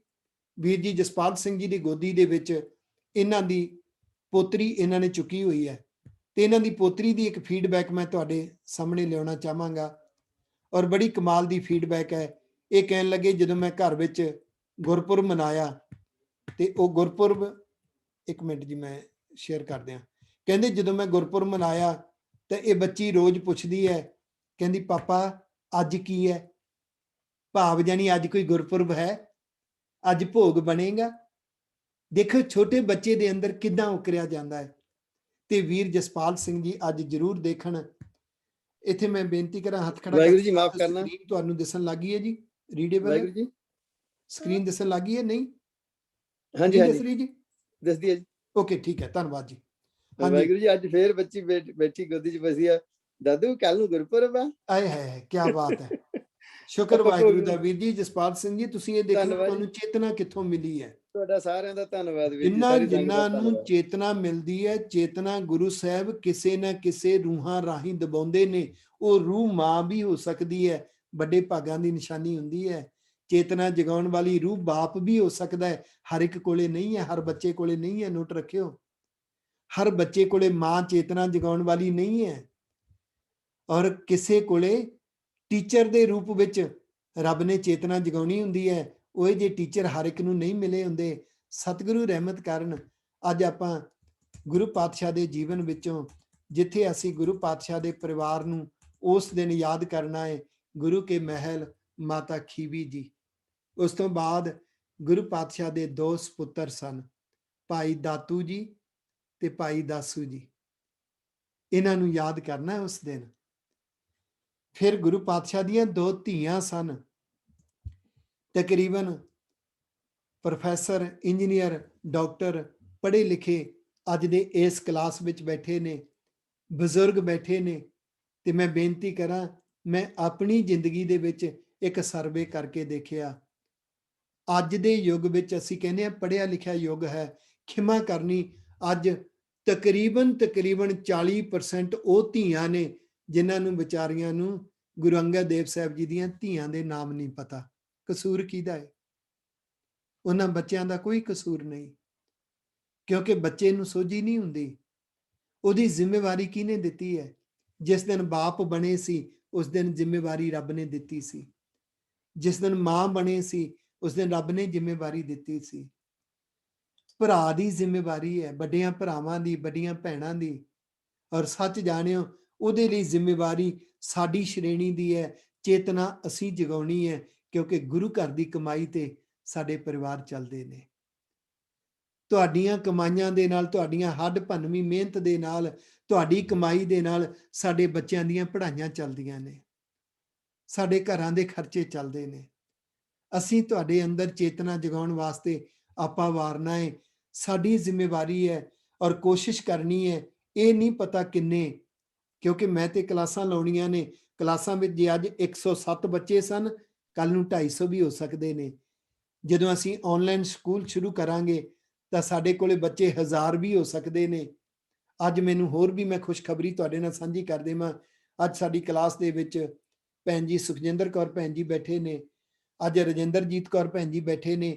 ਇਹਨਾਂ ਨੇ ਅੱਜ ਬਤੌਰ ਟੀਚਰ ਬੱਚਿਆਂ ਦੀ ਕਲਾਸ ਲਈ ਹੈ। ਅੱਜ ਸਾਡੇ ਕੋਲੇ ਟੋਰਾਂਟੋ ਤੋਂ, ਉਹ ਇਸ ਵੇਲੇ ਬਿਜੀ ਨੇ, ਆ ਨਹੀਂ ਸਕੇ, ਪਰਮ ਸਤਿਕਾਰਯੋਗ ਸਰਦਾਰ ਬਲਕੀਤ ਸਿੰਘ ਜੀ, ਜਿਹੜੇ ਕੈਲਗਰੀ ਦੇ ਵਿੱਚ ਵਿਦਵਾਨ ਸੱਜਣ ਨੇ।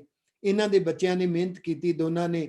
ਮੈਨੂੰ ਇੱਕ ਵੀਰ ਮਿਲਾਏ ਜਿਹੜੇ ਨੌਜਵਾਨ ਨੇ, ਐਮਫਿਲ ਕੀਤੀ ਹੋਈ ਹੈ, ਸਾਈਕੋਲੋਜੀ ਕੀਤੀ ਹੋਈ ਹੈ, ਔਰ ਜਿਹੜੇ ਟੀਚਰ ਰਹੇ ਨੇ ਟੋਰਾਂਟੋ ਤੋਂ, ਉਹ ਵੀ ਸਾਡੇ ਨਾਲ ਅੱਜ ਬਿਜੀ ਨੇ। ਉਹ ਵੀ ਸਾਡੇ ਨਾਲ ਬਤੌਰ ਟੀਚਰ ਵਲੰਟੀਅਰ ਆ ਰਹੇ ਨੇ।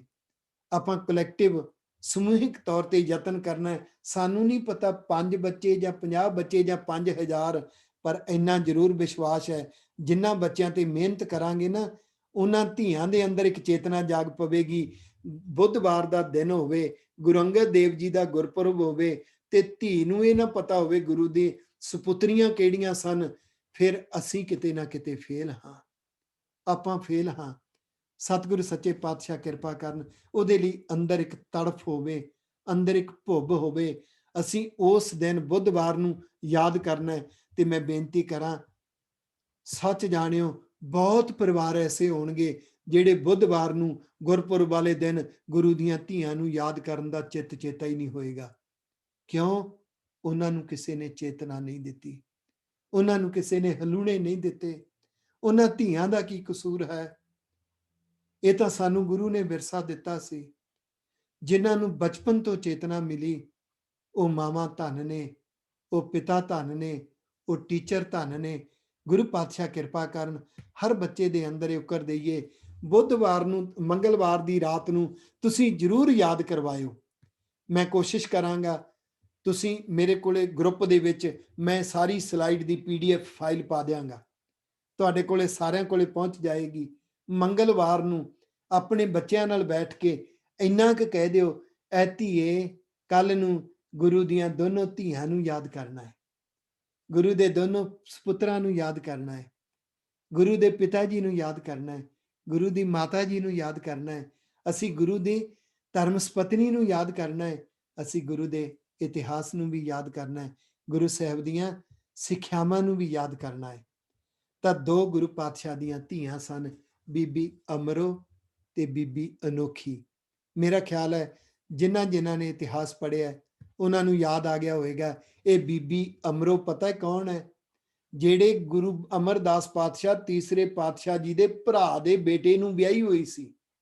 ਇਹ ਉਹੀ ਬੀਬੀ ਅਮਰੋ ਹੈ ਜਿਹੜੀ ਦੁੱਧ ਰਿੜਕਦਿਆਂ ਬਾਣੀ ਪੜ੍ਹਦੀ ਸੀ ਤੇ ਬਾਬਾ ਅਮਰਦਾਸ ਜੀ ਦੇ ਅੰਦਰ ਚੇਤਨਾ ਜਗਾਈ ਸੀ, ਜੇ ਗੁਰੂ ਹੀ ਨਹੀਂ ਧਾਰਨ ਕੀਤਾ ਤਾਂ ਜੀਵਨ ਕਾਹਦਾ ਹੈ? ਤਾਂ ਬੀਬੀ ਅਮਰੋ ਦੇ ਮੁਖਾਰਬਿੰਦ ਵਿੱਚੋਂ ਸੁਣ ਕੇ ਬਾਬਾ ਅਮਰਦਾਸ ਜੀ ਗੁਰੂ ਅੰਗਦ ਦੇਵ ਜੀ ਦੇ ਸਿੱਖ ਬਣਦੇ ਨੇ। ਇਹਦਾ ਮਤਲਬ ਬੀਬੀ ਅਮਰੋ ਦਾ ਇੱਕ ਇੱਕ ਬੋਲ ਪ੍ਰਚਾਰਕ ਸੀ, ਇੱਕ ਇੱਕ ਬੋਲ ਹਲੂਣਾ ਦੇਣ ਵਾਲਾ ਸੀ। ਐਸੀ ਬੀਬੀ, ਇੱਥੇ ਇੱਕ ਗੱਲ ਯਾਦ ਰੱਖਿਓ, ਇੱਕ ਗੁਰੂ ਪਾਤਸ਼ਾਹ ਦੀ ਧਰਮ ਸਪਤਨੀ ਮਾਤਾ ਖੀਵੀ ਜੀ, ਜਿਨ੍ਹਾਂ ਦਾ ਨਾਮ ਗੁਰੂ ਗ੍ਰੰਥ ਸਾਹਿਬ ਚ ਅੰਕਿਤ ਹੈ, ਇੱਕ ਗੁਰੂ ਪਾਤਸ਼ਾਹ ਦੀ ਧੀ ਬੀਬੀ ਅਮਰੋ, ਜਿਹੜੇ ਤੀਸਰੇ ਪਾਤਸ਼ਾਹ ਨੂੰ ਗੁਰੂ ਨਾਲ ਮਿਲਾਉਣ ਵਾਲੇ ਨੇ। ਜੇ ਸਾਡੇ ਪੁੱਤ, ਸਾਡੀ ਧੀ ਨੂੰ ਇਹ 2 ਬੀਬੀਆਂ ਯਾਦ ਨਹੀਂ ਆਈਆਂ, ਕਸੂਰ ਸਾਡਾ ਹੈ। ਸੁੱਤੇ ਅਸੀਂ ਹਾਂ, ਚੇਤਨਾ ਸਾਡੇ ਅੰਦਰ ਘੱਟ ਹੈ, ਉਲਝੇ ਹੋਏ ਅਸੀਂ ਹਾਂ। ਤੇ ਮੈਂ ਬੇਨਤੀ ਕਰਾਂ, ਅੱਜ ਦੀ ਕਲਾਸ ਤੁਹਾਡੇ ਅੰਦਰੋਂ ਉਲਝਣ ਤਾਣੀ ਦੂਰ ਕਰੇਗੀ। ਅੱਜ ਦੀ ਕਲਾਸ ਤੁਹਾਡੇ ਅੰਦਰ ਚੇਤਨਾ ਜਗਾਏਗੀ।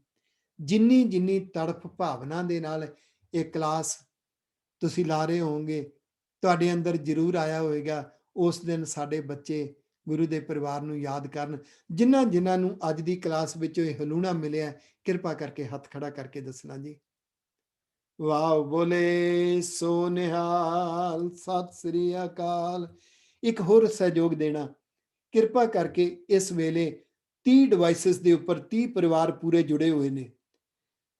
ਸਟਾਰਟਿੰਗ ਦੇ ਵਿੱਚ 25 ਪਰਿਵਾਰ ਸਨ, ਫਿਰ 26 27 ਹੋ ਗਏ ਸੀ। ਇਸ ਵੇਲੇ 30 ਪਰਿਵਾਰ ਜਿਹੜੇ ਨੇ ਉਹ ਸਾਡੇ ਨਾਲ ਕਲਾਸ ਵਿੱਚ ਜੁੜੇ ਹੋਏ ਨੇ ਮੇਰੇ ਤੋਂ ਇਲਾਵਾ। ਅੱਜ ਤੁਹਾਡੇ ਚੋਂ ਕੌਣ-ਕੌਣ ਨੇ ਜਿਨ੍ਹਾਂ ਨੂੰ ਪਹਿਲੀ ਵਾਰ ਇਸ ਗੱਲ ਦਾ ਚੇਤਾ ਆਇਆ ਹੈ ਕਿ ਗੁਰਪੁਰਬ ਵਾਲੇ ਦਿਨ ਗੁਰੂ ਦੇ ਪਰਿਵਾਰਕ ਮੈਂਬਰਾਂ ਨੂੰ ਵੀ ਯਾਦ ਕਰੀਦਾ ਹੈ? ਪਲੀਜ਼ ਹੱਥ ਖੜਾ ਕਰਕੇ ਸਹਿਯੋਗ ਦੇਣਾ। ਸ਼ੁਕਰ ਵਾਹਿਗੁਰੂ ਦਾ। ਜੇ ਅੱਜ ਤੁਹਾਨੂੰ ਪਹਿਲੀ ਵਾਰ ਇਹ ਚੇਤਨਾ ਮਿਲ ਰਹੀ ਹੈ, ਮੇਰੀ ਸੇਵਾ ਸਫਲ ਹੋ ਗਈ ਹੈ। ਜੇ ਤੁਸੀਂ ਆਪਣੀ ਧੀ ਨੂੰ, ਆਪਣੇ ਪੁੱਤ ਨੂੰ ਇਹ ਅਹਿਸਾਸ ਕਰਵਾ ਦਿਓਗੇ ਮੰਗਲਵਾਰ ਨੂੰ, ਤੇ ਮੇਰੀ ਸੇਵਾ ਸਫਲ ਹੋ ਗਈ ਹੈ। ਜੇ ਅਸੀਂ ਬੱਚਿਆਂ ਦੇ ਅੰਦਰ ਇਹ ਚੇਤਨਾ ਜਗਾ ਦਿਆਂਗੇ, ਇਹ ਯਾਦ ਰੱਖਿਓ ਸਾਡੇ ਬੱਚੇ ਅੱਗੋਂ 10-10 ਦੇ ਅੰਦਰ ਚੇਤਨਾ ਜਗਾ ਸਕਦੇ ਨੇ। ਜੇ ਗੁਰੂ ਪਾਤਸ਼ਾਹ ਨੇ 4 ਪੁੱਤਰ ਵਾਰਨ ਲੱਗਿਆ ਗੱਲ ਕਹੀ ਸੀ ਨਾ, ਇਨ ਪੁੱਤਰਨ ਕੇ ਸੀਸ ਪੇ ਵਾਰ ਦੀਏ ਸੁਤ ਚਾਰ ਮੂਏ ਤੋਂ ਕਿਆ ਹੁਆ, ਜੀਵਤ ਕਈ ਹਜ਼ਾਰ। ਉਹ ਇਹਨਾਂ ਹਲੂਣਿਆਂ ਦੇ ਨਾਲ ਹੀ ਗੱਲ ਬਣੇਗੀ। ਮੇਰਾ ਸੀਸ ਝੁਕਦਾ ਤੁਹਾਡੇ ਅੱਗੇ ਕਿ ਭਾਵੇਂ ਹਾਲੇ ਕਲਾਸ 20% ਹੋਈ ਹੈ, ਪਰ ਘੱਟੋ ਘੱਟ ਹਲੂਣਾ ਤਾਂ ਮਿਲਿਆ। ਸ਼ੁਕਰ ਵਾਹਿਗੁਰੂ ਸੱਚੇ ਪਾਤਸ਼ਾਹ ਦਾ। ਆਓ ਅੱਗੇ ਹੋਰ ਦੀਦਾਰ ਕਰੀਏ। ਗੁਰੂ ਪਾਤਸ਼ਾਹ ਦੀ ਕੁੱਲ ਉਮਰ 48 ਸਾਲ ਹੈ, ਤੇ ਮੇਰਾ ਖਿਆਲ ਹੈ ਆਪਾਂ ਜਿੰਨੇ ਕਲਾਸ ਵਿੱਚ ਬੈਠੇ ਆ ਨਾ, ਤਕਰੀਬਨ ਸਾਡੇ ਚੋਂ ਬਹੁਤੇ 48 ਸਾਲ ਤੋਂ ਉੱਪਰ ਦੀ ਉਮਰ ਦੇ ਨੇ। 40 ਸਾਲ ਦੀ ਉਮਰ ਦੇ ਵਿੱਚ ਆਪਾਂ ਸਾਰੇ ਜਾਣਦੇ ਹਾਂ, ਇਹਨਾਂ ਦੇਸ਼ਾਂ ਦੇ ਵਿੱਚ ਤਾਂ ਖਾਸ ਤੌਰ ਤੇ, ਕਿਉਂਕਿ ਬੰਦ-ਬੰਦ ਹਵਾ 'ਚ ਰਿਹਾ ਜਾਂਦਾ ਹੈ। ਮੇਰਾ ਖਿਆਲ ਹੈ ਜਿਹੜੇ 50 ਸਾਲ ਦੀ ਉਮਰ 'ਚ ਨੇ ਉਹ ਸਾਰੇ ਜਾਣਦੇ ਨੇ, ਇਹਨਾਂ ਦੇਸ਼ਾਂ ਦੇ ਵਿੱਚ ਬੰਦ-ਬੰਦ ਮਾਹੌਲ ਵਿੱਚ ਰਹਿਣ ਕਰਕੇ ਜਿਹੜੇ ਹੈਵੀ ਖੁਰਾਕ ਮਾਣਦੇ ਨੇ, ਉਹ 40 ਸਾਲ ਦੀ ਉਮਰ ਤੋਂ ਬਾਅਦ ਹਾਰਟ ਪ੍ਰੋਬਲਮ ਨਹੀਂ ਸ਼ੁਰੂ ਹੋ ਜਾਂਦੀ। ਤੁਹਾਨੂੰ ਸਾਰਿਆਂ ਨੂੰ ਪਤਾ ਹੈ, ਬੰਦ-ਬੰਦ ਹਵਾ ਦੇ ਵਿੱਚ ਕਦੀ ਗਰਮੀ ਮਹਿਸੂਸ ਹੋਣੀ, ਕਦੀ ਠੰਡ ਮਹਿਸੂਸ ਹੋਣੀ, ਇਹ ਹਾਰਟ ਪ੍ਰੋਬਲਮ ਸ਼ੁਰੂ ਹੋ ਜਾਂਦੀ ਹੈ। ਪਤਾ ਜੇ ਕਿਉਂ? ਕਿਉਂਕਿ ਖਾਣੇ ਪ੍ਰਤੀ ਸਾਨੂੰ ਚੇਤਨਾ ਨਾ ਦਿੱਤੀ ਗਈ। ਅਸੀਂ ਇਸ ਸਰੀਰ ਨੂੰ ਵਾਹਿਗੁਰੂ ਦਾ ਨਾ ਸਮਝ ਸਕੇ। ਜਿਨ੍ਹਾਂ ਨੂੰ ਚੇਤਨਾ ਦਿੱਤੀ, ਕਿਸੇ ਡਾਕਟਰ ਨੇ ਦਿੱਤੀ, ਕਿਸੇ ਫਿਲਾਸਫਰ ਨੇ ਦਿੱਤੀ, ਜਾਂ ਗੁਰੂ ਨਾਨਕ ਪਾਤਸ਼ਾਹ ਨੇ ਸ੍ਰੀ ਰਾਗ ਦੇ ਇੱਕ ਸ਼ਬਦ ਦੇ ਇੱਕ ਪਦੇ ਵਿੱਚ ਐਸੀ ਚੇਤਨਾ ਦਿੱਤੀ, ਬਾਬਾ ਹੁਰ ਖਾਣਾ ਖੁਸ਼ੀ ਖੁਆਰ, ਜਿਤ ਖਾਧ ਹੈ ਤਨ ਪੀੜੀਐ, ਮਨ ਮੈਂ ਚਲੇ ਬੇਕਾਰ। ਜਿਹੜੇ ਹੈਵੀ ਖਾਣੇ ਦੇ ਨਾਲ ਸਰੀਰ ਓਵਰਵੇਟਡ ਹੋ ਜਾਵੇ, ਹਾਰਟ ਪ੍ਰੋਬਲਮ ਸ਼ੁਰੂ ਹੋ ਜਾਵੇ, ਬਲੱਡ ਪ੍ਰੈਸ਼ਰ ਸ਼ੁਰੂ ਹੋ ਜਾਵੇ, ਕਦੀ ਯਕਦਮ ਗਰਮੀ, ਕਦੀ ਯਕਦਮ ਠੰਡ ਮਹਿਸੂਸ ਹੋਣ ਲੱਗ ਜਾਵੇ, ਉਹ ਖਾਣਾ ਤੇਰੀਆਂ ਖੁਸ਼ੀਆਂ ਨੂੰ ਖੱਜਲ ਖੁਆਰੀ ਵਿੱਚ ਬਦਲ ਸਕਦਾ ਹੈ। ਕਿਹਨੇ ਚੇਤਨਾ ਦਿੱਤੀ? ਗੁਰੂ ਨਾਨਕ ਪਾਤਸ਼ਾਹ ਨੇ ਸ੍ਰੀ ਰਾਗ ਦੇ ਸ਼ਬਦ ਵਿੱਚ। ਕੀ ਚੇਤਨਾ ਸਾਰਿਆਂ ਨੂੰ ਮਿਲ ਗਈ? ਨਹੀਂ। ਜਿਨ੍ਹਾਂ ਨੂੰ ਹਲੂਣਾ ਨਹੀਂ ਮਿਲਿਆ, ਨਹੀਂ ਮਿਲੀ ਚੇਤਨਾ। ਤੁਸੀਂ ਇਹਨਾਂ ਦੇਸ਼ਾਂ 'ਚ ਦੇਖੋਗੇ, ਇਹਨਾਂ ਦੇਸ਼ਾਂ ਵਿੱਚ ਕਿਰਪਾ ਕਰਕੇ ਜਿਹੜੇ ਸਹਿਮਤ ਨੇ ਹੱਥ ਖੜਾ ਕਰਕੇ ਦੱਸਿਓ, ਕੀ ਇਹਨਾਂ ਦੇਸ਼ਾਂ ਵਿੱਚ ਡਾਇਬਟੀਜ਼ ਦੀ ਪ੍ਰੋਬਲਮ ਸਭ ਤੋਂ ਵੱਧ ਨਹੀਂ ਹੈ? ਹੈ ਨਾ ਜੀ? ਸਾਰੇ ਸਹਿਮਤ ਹੋ ਨਾ? ਤੇ ਤੁਹਾਨੂੰ ਬਹੁਤ ਐਸੇ ਮਿਲ ਜਾਣਗੇ ਜਿਨ੍ਹਾਂ ਨੂੰ ਡਾਇਬਟੀਜ਼ ਦੀ ਪ੍ਰੋਬਲਮ ਹੈ, ਪਰ ਜੀਭ ਫਿਰ ਵੀ ਕੰਟਰੋਲ ਨਹੀਂ ਹੁੰਦੀ। ਆਖੋ ਵਾਹਿਗੁਰੂ। ਕਿਉਂ? ਕਿਉਂਕਿ ਉਹ ਬਾਣੀ ਤਾਂ ਭਾਵੇਂ ਪੜ੍ਹੀ ਹੋਏਗੀ, ਬਾਬਾ ਹੁਰ ਖਾਣਾ ਖੁਸ਼ੀ ਖੁਆਰ, ਜਿਤ ਖਾਧੈ ਤਨ ਪੀੜੀਐ, ਮਨ ਮੈਂ ਚੱਲੇ ਬੇਕਾਰ, ਪਰ ਉਸ ਬਾਣੀ ਵਿੱਚੋਂ ਚੇਤਨਾ ਨਹੀਂ ਲਈ ਅੰਦਰ, ਹਲੂਣਾ ਨਹੀਂ ਮਿਲਿਆ, ਤੇ ਜ਼ਿੰਦਗੀ 'ਚ ਲਾਗੂ ਨਹੀਂ ਕੀਤੀ। ਤੇ ਭੁਗਤਦਾ ਕੌਣ ਹੈ? ਜੇ ਡਾਇਬਟੀਜ਼ ਹੋ ਜਾਵੇ ਤੇ ਮਿੱਠਾ ਖਾਣੋਂ ਨਾ ਹਟੇ। ਦੇਖੋ, ਇੱਥੋਂ ਦੇ ਡਾਕਟਰ ਸਾਨੂੰ ਨਿਸ਼ਾਨੀਆਂ ਦੱਸ ਰਹੇ ਨੇ ਕਿ ਤੁਸੀਂ ਬੰਦ-ਬੰਦ ਹਵਾ 'ਚ ਰਹਿ ਰਹੇ ਹੋ। ਆਹ ਨਿਸ਼ਾਨੀਆਂ ਨੇ ਸ਼ੁਰੂਆਤ ਦੀਆਂ। ਤੇ ਇੱਥੋਂ ਦੇ ਸ਼ਾਇਦ ਪੰਜਾਬ ਵਾਲੇ ਨਾ ਸਮਝ ਸਕਣ। ਇੱਥੇ ਤਾਂ 1 ਸਾਲ ਦੇ ਵਿੱਚ ਡਾਕਟਰ 1 ਸਾਲ ਦੇ ਅੰਦਰ ਅੰਦਰ ਆਪਾਂ ਨੂੰ ਬੁਲਾ ਲੈਂਦਾ ਹੈ ਨਾ, ਕਾਲ ਕਰਦੇ ਨੇ ਨਾ, ਚੈੱਕਅਪ ਕਰਵਾਓ, ਤਾਂ ਕਿ ਨਿਸ਼ਾਨੀਆਂ ਸ਼ੁਰੂ ਹੁੰਦੀਆਂ ਨੇ। ਗੁਰੂ ਪਾਤਸ਼ਾਹ ਨੇ ਚੇਤਨਾ ਦਿੱਤੀਆਂ, ਗੁਰਬਾਣੀ ਅੰਦਰ ਚੇਤਨਾ ਦਿੱਤੀ। ਸਾਡੇ ਫਰਜ਼ ਬਣਦੇ ਨੇ ਉਹ ਹਲੂਣੇ ਆ ਸਾਡੇ ਬੱਚਿਆਂ ਦੇ ਮਨਾਂ ਤੱਕ ਪਹੁੰਚਾਈਏ। ਸਤਿਗੁਰੂ ਰਹਿਮਤ ਕਰਨ, 48 ਸਾਲ ਦੀ ਉਮਰ ਸੀ ਗੁਰੂ ਅੰਗਦ ਦੇਵ ਪਾਤਸ਼ਾਹ ਜੀ ਦੀ ਜਦੋਂ ਜੋਤੀ ਜੋਤ ਸਮਾਉਂਦੇ ਨੇ। ਫਿਰ 13 ਸਾਲ ਬਤੌਰ ਗੁਰੂ ਗੁਰਗੱਦੀ ਦੀ ਜ਼ਿੰਮੇਵਾਰੀ ਨਿਭਾਉਂਦੇ ਨੇ। ਇੱਕ ਨੁਕਤਾ ਦੇਖਿਓ ਸਾਂਝਾ, ਗੁਰੂ ਨਾਨਕ ਪਾਤਸ਼ਾਹ ਜੀ ਨੇ ਚੇਤਨਾ ਜਗਾਈ, ਤੇਰੇ ਜ਼ਿੰਦਗੀ ਵਿੱਚ ਜੇ ਤੂੰ ਜੀਭ ਦੇ ਸਵਾਦਾਂ ਪਿੱਛੇ ਲੱਗ ਕੇ ਖਾਣਾ ਖਾਧਾ, ਤੇਰੇ ਸਰੀਰ ਨੇ ਖੁਸ਼ੀਆਂ ਨੂੰ ਖੱਜਲ ਖੁਆਰੀ ਵਿੱਚ ਬਦਲ ਦੇਣਾ। ਚੇਤਨਾ ਜਗਾਈ, ਹਲੂਣਾ ਦਿੱਤਾ, ਬਾਬਾ ਹੁਰ ਖਾਣਾ ਖੁਸ਼ੀ ਖੁਆਰ, ਜਿਤ ਖਾਧੈ ਤਨ ਪੀੜੀਐ, ਮਨ ਮੈਂ ਚੱਲੇ ਬੇਕਾਰ। ਤੇ ਗੁਰੂ ਅੰਗਦ ਦੇਵ ਪਾਤਸ਼ਾਹ ਨੇ ਕੀ ਕੀਤਾ? ਗਰੀਬਾਂ ਦੇ ਬੱਚਿਆਂ ਨੂੰ ਘੀ ਵਾਲੀ ਖੀਰ ਖਵਾ ਕੇ ਉਹਨਾਂ ਨੂੰ ਕੁਸ਼ਤੀਆਂ ਕਰਵਾਈਆਂ, ਕਿਉਂਕਿ ਇਹਨਾਂ ਦੇਸ਼ਾਂ ਦੇ ਵਿੱਚ ਆਪਾਂ ਸਾਰੇ ਜਾਣਦੇ ਹਾਂ, ਇੱਥੇ ਖਾਣਾ ਬੜਾ ਸੌਖਾ ਹੈ, ਇੱਥੇ ਪਚਾਉਣਾ ਬਹੁਤ ਔਖਾ ਹੈ। ਮੇਰਾ ਖਿਆਲ ਹੈ ਤੁਸੀਂ ਸਹਿਮਤ ਹੋਵੋਗੇ, ਇੱਥੇ ਗੋਰੇ ਤਕਰੀਬਨ ਦਿਨ ਛਿਪਣ ਤੋਂ 2 ਘੰਟੇ ਪਹਿਲਾਂ ਖਾ ਲੈਂਦੇ ਨੇ। ਗੋਰੇ ਕਹਿੰਦੇ ਨੇ ਜਿਹੜਾ ਖਾਦਾ ਹੈ ਉਹ ਪਚਾਉਣਾ ਵੀ ਹੈ। ਸਾਡਾ ਜਿਹੜਾ ਫੈਮਿਲੀ ਡਾਕਟਰ ਹੈ ਨਾ ਰਜਾਈਨਾ, ਉਹ ਅਫਰੀਕਨ ਹੈ, ਅਨਿਗਬੋਰੋ ਨਾਮ ਆ ਉਹਦਾ। ਤੇ ਉਹ ਸਾਨੂੰ ਇੱਕ ਦਿਨ ਦੱਸਣ ਲੱਗਿਆ, ਕਹਿੰਦਾ ਤੁਹਾਡੇ ਇੰਡੀਅਨ ਕਮਿਊਨਿਟੀ ਦੀ ਸਭ ਤੋਂ ਵੱਡੀ ਪ੍ਰੋਬਲਮ ਇਹ ਹੈ ਕਿ ਲੇਟ ਬਹੁਤ ਖਾਂਦੇ ਹੋ। M I right? ਆਪਾਂ ਸਾਰੇ ਇਸ ਗੱਲ ਦੀ ਮਾਰ ਖਾਂਦੇ ਆ ਨਾ। ਸਾਡੇ ਚ ਕੌਣ ਨੇ ਜਿਨ੍ਹਾਂ ਨੇ ਰੂਟੀਨ ਬਣਾਇਆ ਹੋਇਆ ਹੈ ਕਿ ਦਿਨ ਛਿਪਣ ਤੋਂ ਘੱਟੋ ਘੱਟ 1 ਘੰਟਾ ਪਹਿਲਾਂ ਖਾਣਾ ਹੈ। ਓਕੇ, ਆ ਗੁਰਪੁਰਬ ਆ ਰਿਹਾ ਗੁਰੂ ਅੰਗਦ ਦੇਵ ਜੀ ਦਾ। ਕੌਣ ਨੇ ਜਿਹੜੇ ਇਸ ਗੱਲ ਤੇ ਰੂਟੀਨ ਬਣਾਉਣਾ ਚਾਹੁੰਦੇ ਨੇ ਕਿ ਘੱਟੋ ਘੱਟ 1 ਘੰਟਾ ਦਿਨ ਛਿਪਣ ਤੋਂ ਪਹਿਲਾਂ ਖਾ ਲਈਏ? ਇੱਕ ਮਜਬੂਰੀ ਹੈ ਇਹਨਾਂ ਦੇਸ਼ਾਂ ਵਿੱਚ। ਮਜਬੂਰੀ ਕੀ ਹੈ ਕਿ ਸਾਡੇ ਪਰਿਵਾਰ ਦਾ ਕੋਈ ਮੈਂਬਰ ਗਿਆ ਕੰਮ ਤੇ, ਰਾਤ ਨੂੰ 11 ਵਜੇ ਆ ਰਿਹਾ, ਠੀਕ ਹੈ ਨਾ, ਤਾਂ ਮਜਬੂਰੀ ਉਹਦੀ ਹੈ, ਸਾਡੀ ਤਾਂ ਨਹੀਂ। ਇੱਥੇ ਕਰਮ ਤੇਰੀ ਭਾਬੀ ਵੀ ਲਾਈਨ ਤੇ ਹੈ, ਮੈਂ ਉਹਨੂੰ ਵੀ ਕਹਿਣਾ ਚਾਹਾਂਗਾ, ਕਦੀ ਕਦਾਈ ਕੋਮਲ ਦੀ ਡਿਊਟੀ ਰਾਤ ਨੂੰ 11 ਵਜੇ ਹੁੰਦੀ ਹੈ, 5 ਵਜੇ ਡਿਊਟੀ ਸ਼ੁਰੂ ਹੋ ਜਾਂਦੀ ਹੈ, ਤੇ ਉਹਨੇ ਤਾਂ 11 ਵਜੇ ਆ ਕੇ ਖਾਣਾ ਹੀ ਹੈ। ਤੇ ਉਹਦੇ ਪਿੱਛੇ ਮੰਮੀ ਕਿਉਂ ਲੇਟ ਹੋਵੇ ਬਈ, ਡੈਡੀ ਕਿਉਂ ਲੇਟ ਹੋਣ? ਚੇਤਨਾ ਦਿੱਤੀ ਗੁਰੂ ਨਾਨਕ ਪਾਤਸ਼ਾਹ ਨੇ ਸ਼ਬਦ ਰਾਹੀਂ, ਉਸ ਚੇਤਨਾ ਨੂੰ ਪ੍ਰੈਕਟੀਕਲ ਕਰ ਦਿਖਾਇਆ ਗੁਰੂ ਅੰਗਦ ਦੇਵ ਪਾਤਸ਼ਾਹ ਜੀ ਨੇ। ਪਰ ਸੱਚ ਜਾਣਿਓ, ਜਿਨ੍ਹਾਂ ਨੂੰ ਹਲੂਣਾ ਨਹੀਂ ਮਿਲਿਆ ਉਹਨਾਂ ਇਤਿਹਾਸ ਵੀ ਪੜ੍ਹ ਲਿਆ, ਉਹਨਾਂ ਗੁਰਬਾਣੀ ਵੀ ਸੁਣ ਲਈ, ਜ਼ਿੰਦਗੀ 'ਚ ਨਹੀਂ ਆਇਆ। ਸਭ ਤੋਂ ਵੱਧ ਇਹਨਾਂ ਦੇਸ਼ਾਂ ਦੇ ਵਿੱਚ ਦੁਖੀ ਸਰੀਰ ਨੂੰ ਕਰਦੀ ਹੈ ਖੁਰਾਕ ਖਾਣ ਦੀ ਜੁਗਤ। ਜੇ ਨਹੀਂ ਆਈ ਤਾਂ ਦੁਖੀ ਹੈ, ਜਿਨ੍ਹਾਂ ਨੂੰ ਜੁਗਤ ਆ ਗਈ ਉਹ ਸੁਖੀ ਨੇ। ਤਾਂ ਸਤਿਗੁਰੂ ਸੱਚੇ ਪਾਤਸ਼ਾਹ ਨੇ ਸਾਨੂੰ ਬੜੇ ਕਮਾਲ ਦੇ ਨੁਕਤੇ ਦਿੱਤੇ ਸੀ, ਜਿਹੜੇ ਸਾਡੇ ਪਰਿਵਾਰ ਵਿੱਚ, ਸਾਡੀ ਜ਼ਿੰਦਗੀ ਵਿੱਚ, ਸਾਡੇ ਬੱਚਿਆਂ ਲਈ ਕੰਮ ਦੇਣੇ ਨੇ। ਤੇ ਗੁਰੂ ਅੰਗਦ ਦੇਵ ਪਾਤਸ਼ਾਹ ਨੇ 13 ਸਾਲ ਬੱਚਿਆਂ ਨੂੰ ਗੁਰਮੁਖੀ ਪੜ੍ਹਾਉਣੀ, ਫਿਰ ਉਹਨਾਂ ਦੀਆਂ ਕੁਸ਼ਤੀਆਂ ਕਰਾਉਣੀਆਂ, ਉਹਨਾਂ ਦੇ ਅੰਦਰ ਸਿੱਖੀ ਜਜ਼ਬਾ ਭਰਨਾ, ਤੇ ਨਾਲ ਸੰਗਤ ਦੇ ਅੰਦਰ ਕਲੈਕਟਿਵ ਕੌਨਸ਼ੀਅਸਨੈਸ ਜਗਾਉਣੀ। ਇਹ ਸਭ ਤੋਂ ਵੱਡੀ ਕਮਾਲ ਦੀ ਖੇਡ ਗੁਰੂ ਸਾਹਿਬਾਨਾਂ ਦੇ ਜੀਵਨ ਦੀ ਹੁੰਦੀ ਸੀ। ਅਗਲੀ ਬਾਤ, ਗੁਰੂ ਅੰਗਦ ਦੇਵ ਸਾਹਿਬ ਜੀ ਮਹਾਰਾਜ ਜੀ ਨੇ ਕੋਈ ਵੀ ਸ਼ਬਦ, ਕੋਈ ਵੀ ਅਸ਼ਟਪਦੀ, ਕੋਈ ਵੀ ਪੰਚਪਦਾ ਚੌਪਦਾ ਜਾਂ ਕੋਈ ਵਾਰ ਜਾਂ ਕੋਈ ਬਾਣੀ ਨਹੀਂ ਉਚਾਰਨ ਕੀਤੀ। ਉਹਨਾਂ ਦੀ ਬਾਣੀ ਸਭ ਤੋਂ ਘੱਟ ਹੈ, ਔਰ 62 ਸ਼ਲੋਕ ਨੇ ਜਿਹੜੇ ਗੁਰੂ ਅੰਗਦ ਦੇਵ ਪਾਤਸ਼ਾਹ ਜੀ ਨੇ ਉਚਾਰਨ ਕੀਤੇ ਨੇ, ਔਰ ਉਹ ਗੁਰੂ ਗ੍ਰੰਥ ਸਾਹਿਬ ਜੀ ਦੇ ਅੰਦਰ 12 ਦੇ ਨਾਲ ਦਰਜ ਹੈ। ਇਦਾਂ ਕਹਿ ਲਓ ਕਿ ਗੁਰੂ ਅੰਗਦ ਦੇਵ ਜੀ ਨੇ ਕੋਈ ਰਾਗ ਹੀ ਨਹੀਂ ਵਰਤਿਆ। ਗੁਰੂ ਨਾਨਕ ਪਾਤਸ਼ਾਹ ਨੇ 14 ਰਾਗ ਵਰਤੇ ਨੇ, ਤੀਸਰੇ ਪਾਤਸ਼ਾਹ ਨੇ 17 ਰਾਗ ਵਰਤੇ ਨੇ, ਚੌਥੇ ਪਾਤਸ਼ਾਹ ਨੇ 30 ਰਾਗ ਵਰਤੇ ਨੇ, ਫਿਰ ਪੰਜਵੇਂ ਪਾਤਸ਼ਾਹ ਨੇ ਵੀ 30 ਰਾਗ ਵਰਤੇ ਨੇ, ਤੇ ਗੁਰੂ ਤੇਗ ਬਹਾਦਰ ਸਾਹਿਬ ਜੀ ਮਹਾਰਾਜ ਜੀ ਨੇ ਇੱਕ ਨਵਾਂ ਰਾਗ ਜੈਜਾਵੰਤੀ ਵਰਤਿਆ ਹੈ।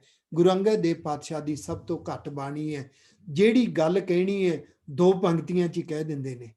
ਕੈਸਾ ਕਮਾਲ ਸੀ, ਜਿਨ੍ਹਾਂ ਦਾ ਗੁਰਪੁਰਬ ਮਨਾਉਣ ਲਈ ਮੰਗਲਵਾਰ ਨੂੰ ਅਸੀਂ ਆਪਣੇ ਘਰ ਵਿੱਚ ਚੇਤਨਾ ਜਗਾਉਣੀ ਹੈ।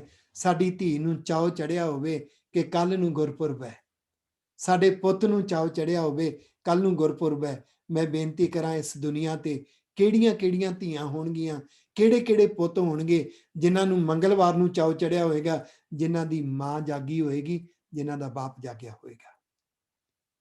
ਤੇ ਨਾਲ ਮੈਂ ਬੇਨਤੀ ਕਰਾਂ, ਤੁਹਾਡੇ ਚੋਂ ਜਿਨ੍ਹਾਂ ਦੇ ਬੱਚੇ ਕਲਾਸਾਂ 'ਚ ਆਉਂਦੇ ਨੇ ਨਾ, ਮੈਨੂੰ ਵਿਸ਼ਵਾਸ ਹੈ ਉਹ ਤੁਹਾਨੂੰ ਯਾਦ ਕਰਾਉਣਗੇ ਮੰਗਲਵਾਰ ਨੂੰ, ਕਿਉਂਕਿ ਅੱਜ ਕੋਸ਼ਿਸ਼ ਕੀਤੀ ਗਈ ਉਹਨਾਂ ਦੇ ਅੰਦਰ ਉਕਰਨ ਦੀ। ਜਦੋਂ ਹਰ ਗੁਰਪੁਰਬ ਇਸ ਤਰੀਕੇ ਨਾਲ ਮਨਾਵਾਂਗੇ। ਸਾਡੀ ਕਲਾਸ ਦੀ ਸਟੂਡੈਂਟ ਅੱਜ ਸਾਡੇ ਇਸ ਪ੍ਰੋਗਰਾਮ ਵਿੱਚ ਵੀ ਹੈ, ਛੋਟੀ ਜਪਨੀਤ ਮਾਈਕ ਔਨ ਕਰਕੇ ਪੁੱਤ ਦੱਸ ਦਿਓ ਸਾਰੀ ਸੰਗਤ ਨੂੰ, ਤੁਸੀਂ ਟਿਊਜ਼ਡੇ ਨਾਈਟ ਨੂੰ ਆਪਣੇ ਪੇਰੈਂਟਸ ਨੂੰ ਯਾਦ ਕਰਵਾਓਗੇ ਕੱਲ ਨੂੰ ਗੁਰਪੁਰਬ ਹੈ? ਮਾਈਕ ਔਨ ਕਰਕੇ ਦੱਸ ਦਿਓ ਪੁੱਤ। ਫਤਿਹ ਬੁਲਾ ਦਿਓ, ਨਾਲੇ ਫਤਿਹ ਬੁਲਾ ਦਿਓ ਪਹਿਲਾਂ ਸਾਰਿਆਂ ਨੂੰ। ਵਾਹਿਗੁਰੂ ਜੀ ਕਾ ਖਾਲਸਾ। ਹਾਂ, ਯਾਦ ਕਰਾਓਗੇ ਪੁੱਤ? ਹਾਂਜੀ। ਵਾਹ, ਬਹੁਤ ਅੱਛੇ ਮੇਰਾ ਸ਼ੇਰ, ਸ਼ਾਬਾਸ਼। ਜੇ ਸਾਡੀਆਂ ਧੀਆਂ ਦੇ ਅੰਦਰ, ਸਾਡੇ ਪੁੱਤਰਾਂ ਦੇ ਅੰਦਰ ਇਹ ਚੇਤਨਾ ਜਾਗ ਪਵੇ, 1 ਗੁਰਪੁਰਬ, 2 ਗੁਰਪੁਰਬ, 3 ਗੁਰਪੁਰਬ ਮਨਾਉਂਦਿਆਂ ਚੇਤਨਾ ਜਾਗ ਪਵੇ, ਕਿੱਡੀ ਭਾਗਾਂ ਵਾਲੀ ਹੈ ਉਹ ਮਾਂ, ਕਿੱਡੇ ਭਾਗਾਂ ਵਾਲਾ ਉਹ ਪਿਤਾ ਜਿਹਦੀ ਧੀ ਕਹਿੰਦੀ ਹੈ ਪਿਤਾ ਜੀ ਕੱਲ ਨੂੰ ਗੁਰਪੁਰਬ ਹੈ। ਤੇ ਕਿੱਡਾ ਬਦਕਿਸਮਤ ਹੈ ਉਹ ਬਾਪ, ਕਿੱਡੀ ਬਦਕਿਸਮਤ ਹੈ ਉਹ ਮਾਂ ਜਿਹਦੇ ਪੁੱਤਰਾਂ ਨੂੰ ਪਤਾ ਹੀ ਨਹੀਂ ਕਿ ਕੱਲ ਨੂੰ ਗੁਰਪੁਰਬ ਹੈ। ਕਸੂਰ ਬੱਚਿਆਂ ਦਾ ਨਹੀਂ, ਜ਼ਿੰਮੇਵਾਰੀਆਂ ਸਾਡੀਆਂ ਨੇ, ਹਲੂਣੇ ਅਸੀਂ ਦੇਣੇ ਨੇ। ਜਿੰਨਾ ਚਿਰ ਅੰਦਰ ਤੜਫ ਨਹੀਂ ਹੋਏਗੀ ਹਲੂਣਾ ਨਹੀਂ ਦੇ ਸਕਾਂਗੇ, ਜਿੰਨਾ ਅੰਦਰ ਜਜ਼ਬਾ ਨਹੀਂ ਹੋਏਗਾ ਹਲੂਣੇ ਨਹੀਂ ਦੇ ਸਕਾਂਗੇ। ਸਤਿਗੁਰੂ ਕਿਰਪਾ ਕਰਨ, ਜ਼ਿੰਦਗੀ ਵਿੱਚ ਅਸੀਂ ਨਿਤ ਅਰਦਾਸ ਕਰਦੇ ਹਾਂ, ਸਹੀ ਪਿਆਰੇ ਮੇਲ ਜਿੰਨਾ ਮਿਲਿਆ ਵਾਹਿਗੁਰੂ ਨਾਮ ਚੇਤਾਵੈ। ਤੇ ਜਿਹੜੀਆਂ ਰੂਹਾਂ ਚੇਤਨਾ ਜਗਾਉਣ ਵਾਲੀਆਂ ਹੁੰਦੀਆਂ ਨੇ ਨਾ, ਉਹਨਾਂ ਨੂੰ ਮਿਲ ਕੇ ਫਿਰ ਗੁਰੂ ਚੇਤੇ ਆਉਂਦੇ ਨੇ, ਵਾਹਿਗੁਰੂ ਚੇਤੇ ਆਉਂਦੇ ਨੇ। ਅੱਜ ਗੁਰੂ ਪਾਤਸ਼ਾਹ ਦੇ ਜੀਵਨ ਵਿੱਚੋਂ ਅਸੀਂ ਇੱਕ ਚੀਜ਼ ਆ ਵੀ ਧਿਆਨ 'ਚ ਕਰੀਏ, ਜਿਹੜੀ ਮੰਗਲਵਾਰ ਨੂੰ ਯਾਦ ਕਰਨਾ ਹੈ। ਇੱਕ ਤੇ ਗੁਰੂ ਅੰਗਦ ਦੇਵ ਪਾਤਸ਼ਾਹ ਨੇ ਗੁਰੂ ਨਾਨਕ ਦੇਵ ਸਾਹਿਬ ਜੀ ਦਾ ਜਿਹੜਾ ਮਿਸ਼ਨ ਸੀ ਪਰਉਪਕਾਰ ਕਰਨਾ, ਦੂਜਿਆਂ ਲਈ ਕੁਝ ਕਰਨ ਵਾਸਤੇ ਆਪਾ ਵਾਰ ਦੇਣਾ, ਨਿਰਸਵਾਰਥ ਹੋ ਕੇ ਆਪਾ ਵਾਰ ਦੇਣਾ, ਉਸ ਗੁਰੂ ਦੇ ਮਿਸ਼ਨ ਨੂੰ ਗੁਰੂ ਅੰਗਦ ਦੇਵ ਪਾਤਸ਼ਾਹ ਨੇ ਅੱਗੇ ਤੋਰਿਆ। ਦੂਸਰਾ, ਗੁਰੂ ਪਾਤਸ਼ਾਹ ਨੇ ਪੰਜਾਬੀ ਲਿਪੀ, ਗੁਰਮੁਖੀ ਨੂੰ ਤੇ ਗੁਰਬਾਣੀ ਗ੍ਰਾਮਰ ਨਾਲ ਸ਼ਿੰਗਾਰ ਕੇ ਦੁਨੀਆ ਦੇ ਸਾਹਮਣੇ ਰੱਖਿਆ। ਮੇਰਾ ਖਿਆਲ ਹੈ ਤੁਹਾਨੂੰ ਸਾਰਿਆਂ ਨੂੰ ਪਤਾ ਲੱਗ ਗਿਆ ਹੋਵੇਗਾ ਕਿ ਆਪਣੇ ਇੱਥੇ ਮਰਦਮਸ਼ੁਮਾਰੀ ਚੱਲ ਰਹੀ ਹੈ ਕੈਨੇਡਾ ਦੀ, ਸਾਰਿਆਂ ਨੂੰ ਧਿਆਨ 'ਚ ਹੈ ਨਾ ਜੀ। ਕਿਰਪਾ ਕਰਕੇ ਹੱਥ ਖੜਾ ਕਰਿਓ ਜਿਨ੍ਹਾਂ ਨੇ ਆਪਣੇ ਲੈਟਰ ਬਾਕਸ ਦੇ ਵਿੱਚੋਂ ਗਵਰਨਮੈਂਟ, ਕੈਨੇਡਾ ਗਵਰਨਮੈਂਟ ਦਾ ਉਹ ਲੈਟਰ ਦੇਖ ਲਿਆ। ਓਕੇ, ਤੁਹਾਡੇ ਚੋਂ ਕੌਣ ਨੇ ਜਿਨ੍ਹਾਂ ਨੇ ਭਰ ਦਿੱਤਾ ਹੈ ਕਿ ਮੇਰੀ ਮਾਂ ਬੋਲੀ ਪੰਜਾਬੀ ਹੈ? ਬੋਲੇ ਸੋ ਨਿਹਾਲ, ਸਤਿ ਸ੍ਰੀ ਅਕਾਲ। ਆਪਣੇ ਆਪਣੇ ਲੈਟਰ ਬਾਕਸ ਜਿਹੜੇ ਚੈੱਕ ਕਰ ਲਵੋ ਜੀ, ਆਪਣੇ ਆਪਣੇ ਲੈਟਰ ਬਾਕਸ ਚੈੱਕ ਕਰ ਲਓ। ਕੈਨੇਡਾ ਗਵਰਨਮੈਂਟ ਦਾ ਲੈਟਰ ਸਾਡੇ ਲੈਟਰ ਬਾਕਸ ਦੇ ਵਿੱਚ ਆਇਆ ਹੋਇਆ, ਉਹਦੇ ਵਿੱਚ 2 ਕਾਲਮ ਜ਼ਰੂਰ ਭਰਿਓ। ਇੱਕ ਉਹਦੇ 'ਚ ਪੁੱਛਿਆ ਗਿਆ ਤੁਸੀਂ ਆਪਣੇ ਘਰ ਵਿੱਚ ਕਿਹੜੀ ਬੋਲੀ ਬੋਲਦੇ ਹੋ, ਤਾਂ ਜ਼ਰੂਰ ਪੰਜਾਬੀ ਲਿਖਿਓ। ਜੇ ਦੂਸਰਾ ਉਸ ਵਿੱਚ ਕਾਲਮ ਹੈ ਤੁਹਾਡੀ, ਤੁਸੀਂ ਬਚਪਨ ਵਿੱਚ ਕਿਹੜੀ ਬੋਲੀ ਬੋਲਦੇ ਸੀ, ਜਿਹੜੀ ਬੋਲੀ ਹਾਲੇ ਵੀ ਤੁਸੀਂ ਫਲੂਐਂਟਲੀ ਬੋਲ ਰਹੇ ਹੋ, ਉਸ ਨੂੰ ਪੰਜਾਬੀ ਲਿਖਿਓ। ਤੇ ਹਰ ਬੰਦੇ ਦੇ ਅੰਦਰ ਆਪਣੀ ਮਾਂ ਬੋਲੀ ਬੋਲਣ, ਲਿਖਣ ਤੇ ਪੜ੍ਹਨ ਦੀ ਪ੍ਰੋਫੀਸ਼ੈਂਸੀ ਹੋਣੀ ਚਾਹੀਦੀ ਹੈ। ਅਸੀਂ ਫਲੂਐਂਟ ਹੋਈਏ ਲਿਖਣ ਵਿੱਚ, ਬੋਲਣ ਵਿੱਚ। ਇਹ ਦਾਤ ਗੁਰੂ ਅੰਗਦ ਦੇਵ ਪਾਤਸ਼ਾਹ ਨੇ ਦਿੱਤੀ ਹੈ। ਤੇ ਬੁੱਧਵਾਰ ਨੂੰ ਯਾਦ ਰੱਖਿਓ, ਮੰਗਲਵਾਰ ਦੀ ਰਾਤ ਨੂੰ ਧਿਆਨ ਵਿੱਚ ਕਰਿਓ। ਤੀਸਰੀ ਦਾਤ, ਉਹਨਾਂ ਲੰਗਰ ਤੇ ਪੰਗਤ ਦੀ ਪ੍ਰਥਾ ਨੂੰ ਇੱਥੇ ਧਿਆਨ ਦਿਓ। ਆਪਾਂ ਬੱਚਿਆਂ ਨੂੰ ਦੱਸਣਾ ਹੈ ਉਸ ਦਿਨ, ਆਪਣੇ ਆਪਣੇ ਬੱਚਿਆਂ ਨੂੰ ਦੱਸਿਓ। ਲੰਗਰ ਦੀ ਪ੍ਰਥਾ ਸ਼ੁਰੂ ਕੀਤੀ ਸੀ ਗੁਰੂ ਨਾਨਕ ਪਾਤਸ਼ਾਹ ਨੇ, ਤੇ ਲੰਗਰ ਪੰਗਤ ਦੀ ਪ੍ਰਥਾ ਸ਼ੁਰੂ ਕੀਤੀ ਸੀ ਗੁਰੂ ਅੰਗਦ ਦੇਵ ਪਾਤਸ਼ਾਹ ਜੀ ਨੇ। ਉਹਦਾ ਜ਼ਿਕਰ ਗੁਰੂ ਗ੍ਰੰਥ ਸਾਹਿਬ ਜੀ ਦੇ ਅੰਦਰ ਭਾਈ ਸੱਤਾ ਤੇ ਬਲਵੰਡ ਜੀ ਦੀ ਵਾਰ ਦੇ ਵਿੱਚ ਹੈ, ਜਿੱਥੇ ਜ਼ਿਕਰ ਕੀਤਾ ਨਾ, ਲੰਗਰ ਦੌਲਤ ਵੰਡੀ ਹੈ ਰਸ ਅੰਮ੍ਰਿਤ ਖੀਰ ਘਿਆਲੀ। ਗੁਰੂ ਪਾਤਸ਼ਾਹ ਸ਼ਬਦ ਦੇ, ਗੁਰਬਾਣੀ ਦਾ ਅੰਮ੍ਰਿਤ ਰਸ ਵੰਡਦੇ ਸੀ ਤੇ ਨਾਲ ਨਾਲ ਘੀ ਵਾਲੀ ਖੀਰ ਵੰਡੀ ਜਾਂਦੀ ਸੀ। ਤੇ ਉਹ ਘੀ ਵਾਲੀ ਖੀਰ ਮਾਤਾ ਖੀਵੀ ਸਹੁ ਸੋਏ ਜਿਨ ਬਹੁਤੀ ਗੋਏ ਉਠਾ, ਉਹਨਾਂ ਨੇ ਐਡੀ ਵੱਡੀ ਜ਼ਿੰਮੇਵਾਰੀ ਚੁੱਕੀ ਸੀ। ਔਰ ਉਹ ਜ਼ਿੰਮੇਵਾਰੀ ਜਦੋਂ ਗੁਰੂ ਅੰਗਦ ਦੇਵ ਪਾਤਸ਼ਾਹ ਜੀ ਨੂੰ ਹੱਥ ਜੋੜ ਕੇ ਮਾਤਾ ਖੀਵੀ ਜੀ ਨੇ ਪੁੱਛਿਆ, ਸਤਿਗੁਰੂ ਜੀ ਮੇਰੇ ਲਈ ਕੀ ਹੁਕਮ ਹੈ? ਕਹਿੰਦੇ ਹੱਥ ਵਿੱਚ ਕੜਛਾ ਸੀ। ਸਤਿਗੁਰੂ ਕਹਿਣ ਲੱਗੇ ਤੇਰੇ ਹੱਥ ਵਿੱਚ ਕੜਛਾ ਹੈ, ਇਹਨੂੰ ਆਪਾ ਵਾਰ ਕੇ ਭਾਵਨਾ ਚਲਾਉਣੀ ਹੈ, ਤੇਰੇ ਤੋਂ ਪ੍ਰਥਾ ਸ਼ੁਰੂ ਹੋਣੀ ਹੈ। ਤੇ ਲੰਗਰ ਪੰਗਤ ਦੀ ਪ੍ਰਥਾ ਦੇਖਿਓ, ਕਿਤੇ ਮੰਗਲਵਾਰ ਦੀ ਰਾਤ ਨੂੰ ਸਾਡਾ ਪੁੱਤ ਸਾਡੀ ਧੀ ਭੁੱਲ ਨਾ ਜਾਣ। ਬੁੱਧਵਾਰ ਨੂੰ ਉਹਨਾਂ ਨੂੰ ਯਾਦ ਹੋਵੇ, ਸਾਡੇ ਬੱਚੇ ਅਰਦਾਸ ਕਰਨ।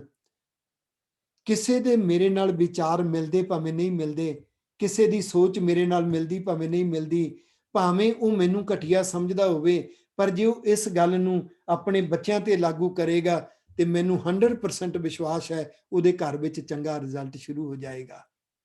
ਇਸ ਤਰੀਕੇ ਨਾਲ ਹਰ ਇੱਕ ਨੂੰ ਸੱਦਾ ਦਿਓ ਕਿ ਤੇਰੇ ਕੋਲੇ ਹੱਕ ਹੈ, ਤੂੰ ਮੈਨੂੰ ਘਟੀਆ ਸਮਝ ਲੈ, ਤੇਰੇ ਕੋਲੇ ਹੱਕ ਹੈ ਤੂੰ ਮੇਰੀ ਨਿੰਦਾ ਕਰ ਲੈ, ਤੇਰੇ ਕੋਲੇ ਹੱਕ ਹੈ ਤੂੰ ਮੇਰੀਆਂ ਚੁਗਲੀਆਂ ਕਰ ਲੈ, ਤੂੰ ਮੈਨੂੰ ਜਿੰਨਾ ਮਰਜ਼ੀ ਮਾੜਾ ਸਮਝ ਲੈ, ਪਰ ਆਹ ਗੱਲ ਤੂੰ ਆਪਣੇ ਬੱਚਿਆਂ ਕੋਲੇ ਜ਼ਰੂਰ ਪਹੁੰਚਾ ਦੇ ਕਿ ਤੇਰੀ ਧੀ, ਤੇਰਾ ਪੁੱਤ ਬੁੱਧਵਾਰ ਨੂੰ ਕਿਤੇ ਗੁਰੂ ਅੰਗਦ ਦੇਵ ਪਾਤਸ਼ਾਹ ਜੀ ਨੂੰ ਨਾ ਭੁੱਲ ਜਾਵੇ।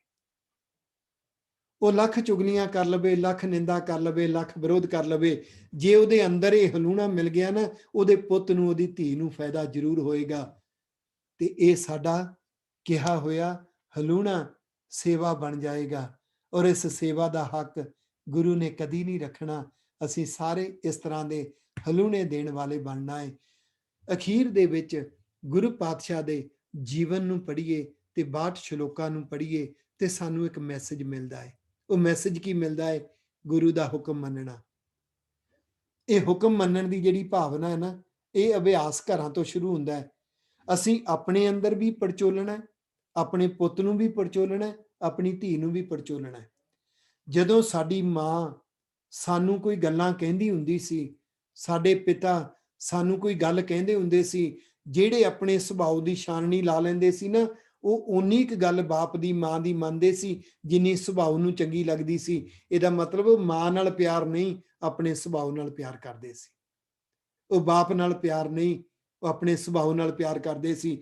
ਤੇ ਸੱਚ ਜਾਣਿਓ, ਜਿਹੜਾ ਬੰਦਾ ਆਪਣੇ ਸੁਭਾਅ ਨਾਲ ਪਿਆਰ ਕਰਕੇ ਮਾਪਿਆਂ ਨੂੰ ਇਗਨੋਰ ਕਰਦਾ ਹੈ, ਉਹਦੇ ਬੱਚੇ ਵੱਡੇ ਹੋ ਕੇ ਉਹਨੂੰ ਇਗਨੋਰ ਕਰਦੇ ਨੇ, ਕਿਉਂਕਿ ਬੀਜ ਖੁਦ ਬੀਜਿਆ ਜਾਂਦਾ ਹੈ। ਅਸੀਂ ਘਰਾਂ ਵਿੱਚ ਇੱਕ ਕਲਚਰ ਦੇਣਾ ਹੈ, ਇਹ ਪੁੱਤਰਾ, ਇਹ ਧੀਏ, ਤੇਰੇ ਸੁਭਾਅ ਨੂੰ ਚੰਗਾ ਲੱਗੇ ਨਾ ਲੱਗੇ, ਪਰ ਤੂੰ ਇੱਕ ਅਭਿਆਸ ਕਰ ਕਿ ਮੈਂ ਮਾਤਾ ਪਿਤਾ ਦਾ ਆਗਿਆਕਾਰੀ ਪੁੱਤਰ ਬਣਨਾ ਹੈ। ਤੇ ਜਿਹੜੇ ਮਾਪਿਆਂ ਦੇ ਆਗਿਆਕਾਰੀ ਪੁੱਤਰ ਬਣਦੇ ਨੇ ਨਾ, ਉਹ ਕਹਿੰਦੇ ਨੇ ਭਾਵੇਂ ਮੈਨੂੰ ਮੇਰੀ ਮਾਂ ਦੀ ਗੱਲ ਚੰਗੀ ਨਹੀਂ ਲੱਗਦੀ, ਭਾਵੇਂ ਮੇਰੇ ਪਿਤਾ ਦੀ ਗੱਲ ਚੰਗੀ ਨਹੀਂ ਲੱਗਦੀ, ਪਰ ਮੈਂ ਉਹਨੂੰ ਸੱਤ ਕਰਕੇ ਮੰਨਣਾ ਹੈ, ਕਿਉਂਕਿ ਮੈਂ ਆਗਿਆਕਾਰੀ ਪੁੱਤਰ ਤੇ ਆਗਿਆਕਾਰੀ ਧੀ ਬਣਨਾ ਹੈ।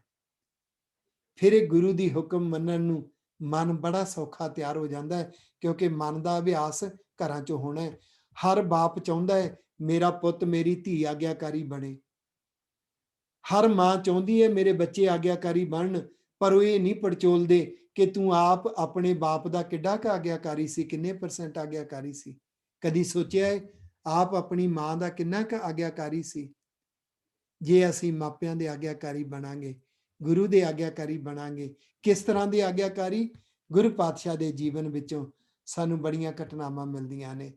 ਹੁਣ ਗੁਰੂ ਪਾਤਸ਼ਾਹ ਦੇ ਜੀਵਨ ਦੇ ਵਿੱਚੋਂ, ਜੋ ਗੁਰੂ ਪਾਤਸ਼ਾਹ ਨੇ 12 ਸਾਲ ਗੁਰਗੱਦੀ ਦੀ ਜ਼ਿੰਮੇਵਾਰੀ ਨਿਭਾ ਕੇ ਜਿਹੜੇ ਗੁਰਸਿੱਖ ਪੈਦਾ ਕੀਤੇ, ਉਹਨਾਂ ਵਿੱਚੋਂ ਇੱਕ ਦੋ ਗੁਰਸਿੱਖਾਂ ਦੇ ਜ਼ਿੰਦਗੀ ਦੇ, ਕਿਉਂਕਿ ਸਮਾਂ ਆਪਣੇ ਕੋਲੇ ਥੋੜਾ ਰਹਿ ਗਿਆ, ਤੇ ਉਹ ਮੈਂ ਦੋ ਗੁਰਸਿੱਖਾਂ ਦਾ ਜੀਵਨ ਤੁਹਾਡੇ ਸਾਹਮਣੇ ਰੱਖਾਂਗਾ।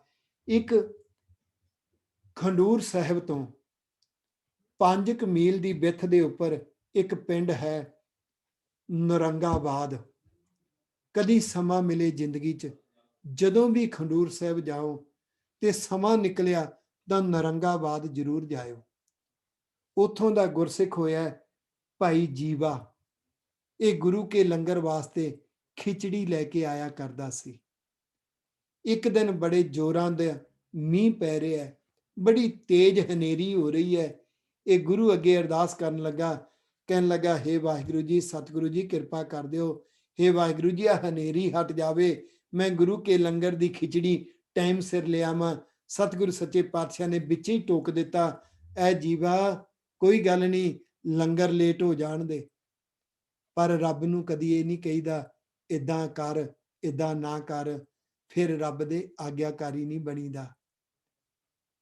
ਇੱਥੇ ਤਾਂ ਇਹ ਦੇਖੀਦਾ ਕਿ ਰੱਬ ਨੂੰ ਚੰਗਾ ਕੀ ਲੱਗਦਾ ਹੈ। ਉੱਥੇ ਗੁਰੂ ਅੰਗਦ ਦੇਵ ਪਾਤਸ਼ਾਹ ਜੀ ਨੇ ਇੱਕ ਬੜੀ ਸੋਹਣੀ ਦਲੀਲ ਦਿੱਤੀ ਸੀ, ਇੱਕ ਸੀਨ ਪੇਸ਼ ਕੀਤਾ ਸੀ।